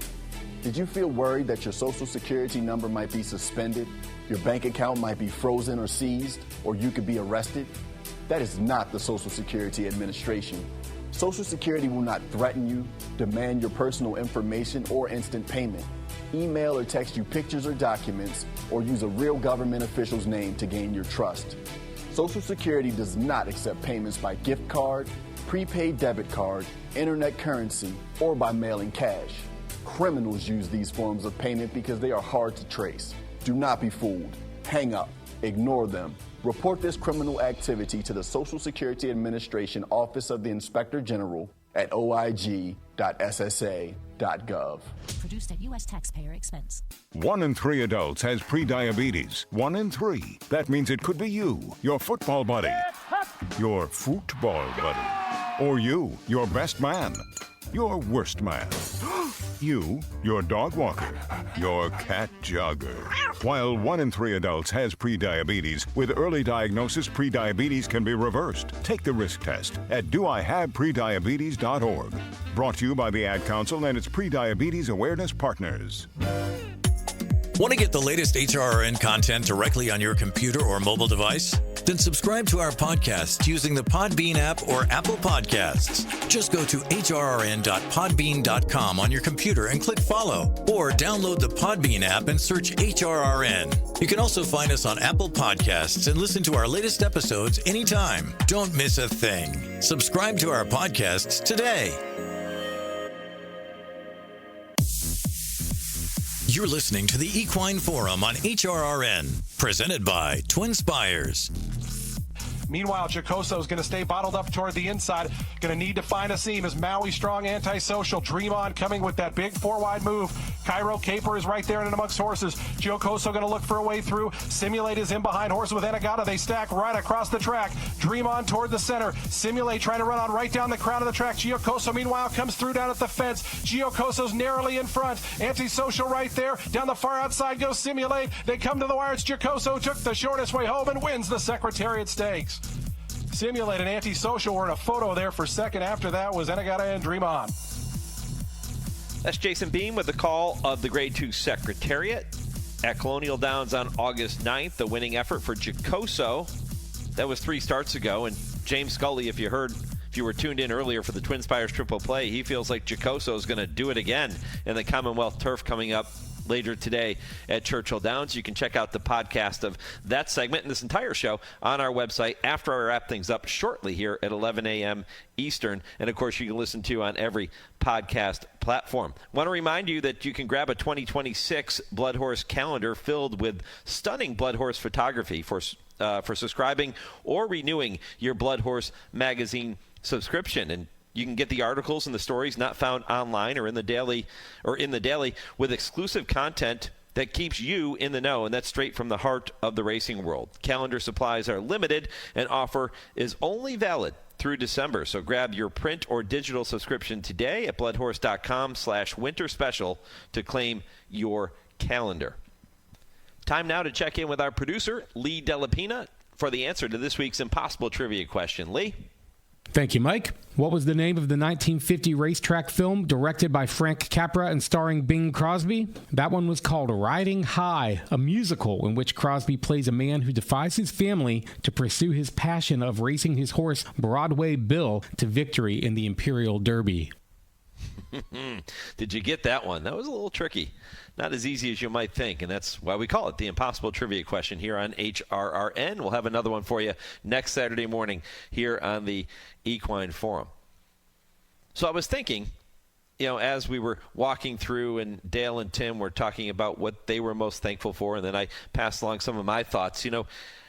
I'm also extremely thankful this Thanksgiving season for our team and our producers, Lee Delapina, who you just heard from, and Kim Price, and Sean C., Chauncey, who handles all of our social media for us, my beautiful wife, Michelle, who works so hard behind the scenes, and everybody you hear on air every week here on HRN, Bobby Newman and Bob Nastanovich, Angela Herman, Jude Feld, James Scully. My thanks to all of them for the time that they put in to put these shows together. And and that extends to our family at all the radio stations that carry our shows, and Sirius XM. Extremely thankful for those partnerships and those relationships too. So take time this week to remember everything that you have in your life and that you're thankful for, and have a very special Thanksgiving. And take in some of the great racing. That card coming up at Churchill Downs is always among some of the top racing we see throughout the year, and you say, okay, well, Breeders' Cup is done. We're at the end of the season. There's not a whole lot of big days left, and that's true. But when you look at all of the juvenile races coming up this week, and you look at races like the Falls City and the Clark, I mean, my goodness, some really outstanding races there. And today, you heard that conversation earlier with Pietro Moran. That was a lot of fun catching up with him. And Mancetti, who the King's Plate winner, going to try and get the victory there. And it's Pietro's first trip to Churchill Downs. So he's going to have a lot of emotions there when he looks up at the TwinSpires. But he's as talented a rider as you're going to find anywhere. I want to thank Kevin Kerstein, who was with me earlier in the program as well. Kevin looking ahead to some of the big races coming up over Thanksgiving week at Churchill Downs. And then Damon Thayer, former senator, who is now working to help racing on a lot of different fronts. That's always been his passion, and he is doing that now that he's retired from the Senate, and he has more time to do those kind of things. And you heard that conversation with Damon earlier in the program as well. It's been a busy show. And when you take a look at that Commonwealth turf today, I know, James, you just heard the call of Jacoso winning the Secretariat, James siding with him. He's a horse that has all kinds of ability and always seems to be in the mix for the most part, especially over his last few starts. He's been really good. What about a horse like Chapman's Peak for Brad Cox? Here's a horse that has to prove that he belongs at the Greatest Stakes level. It's his first start with Greatest Stakes Company. 9-2 on the morning line. And you get Herrado Ortiz Jr., who's been aboard the last 2 times. And, oh, by the way, both of those victories. So maybe a horse to keep an eye on there with Chapman's Peak. But there are others who make that race really contentious this afternoon. Been a lot of fun here this morning. Again, if you missed it, check out the podcast on our website and on every podcast platform. My thanks to Lee Delapina in our Lexington studios, to Chauncey for handling all of our social media, and to each of you for tuning in here this morning. My thanks to Kurt Becker for his Stroll Through Racing History, Dale and Tim in the previous segment, and James Scully for the TwinSpires Triple Play. Don't forget to follow us on social media as well. You can do that every single week. And oh yeah, go Steelers, bring on the Bears.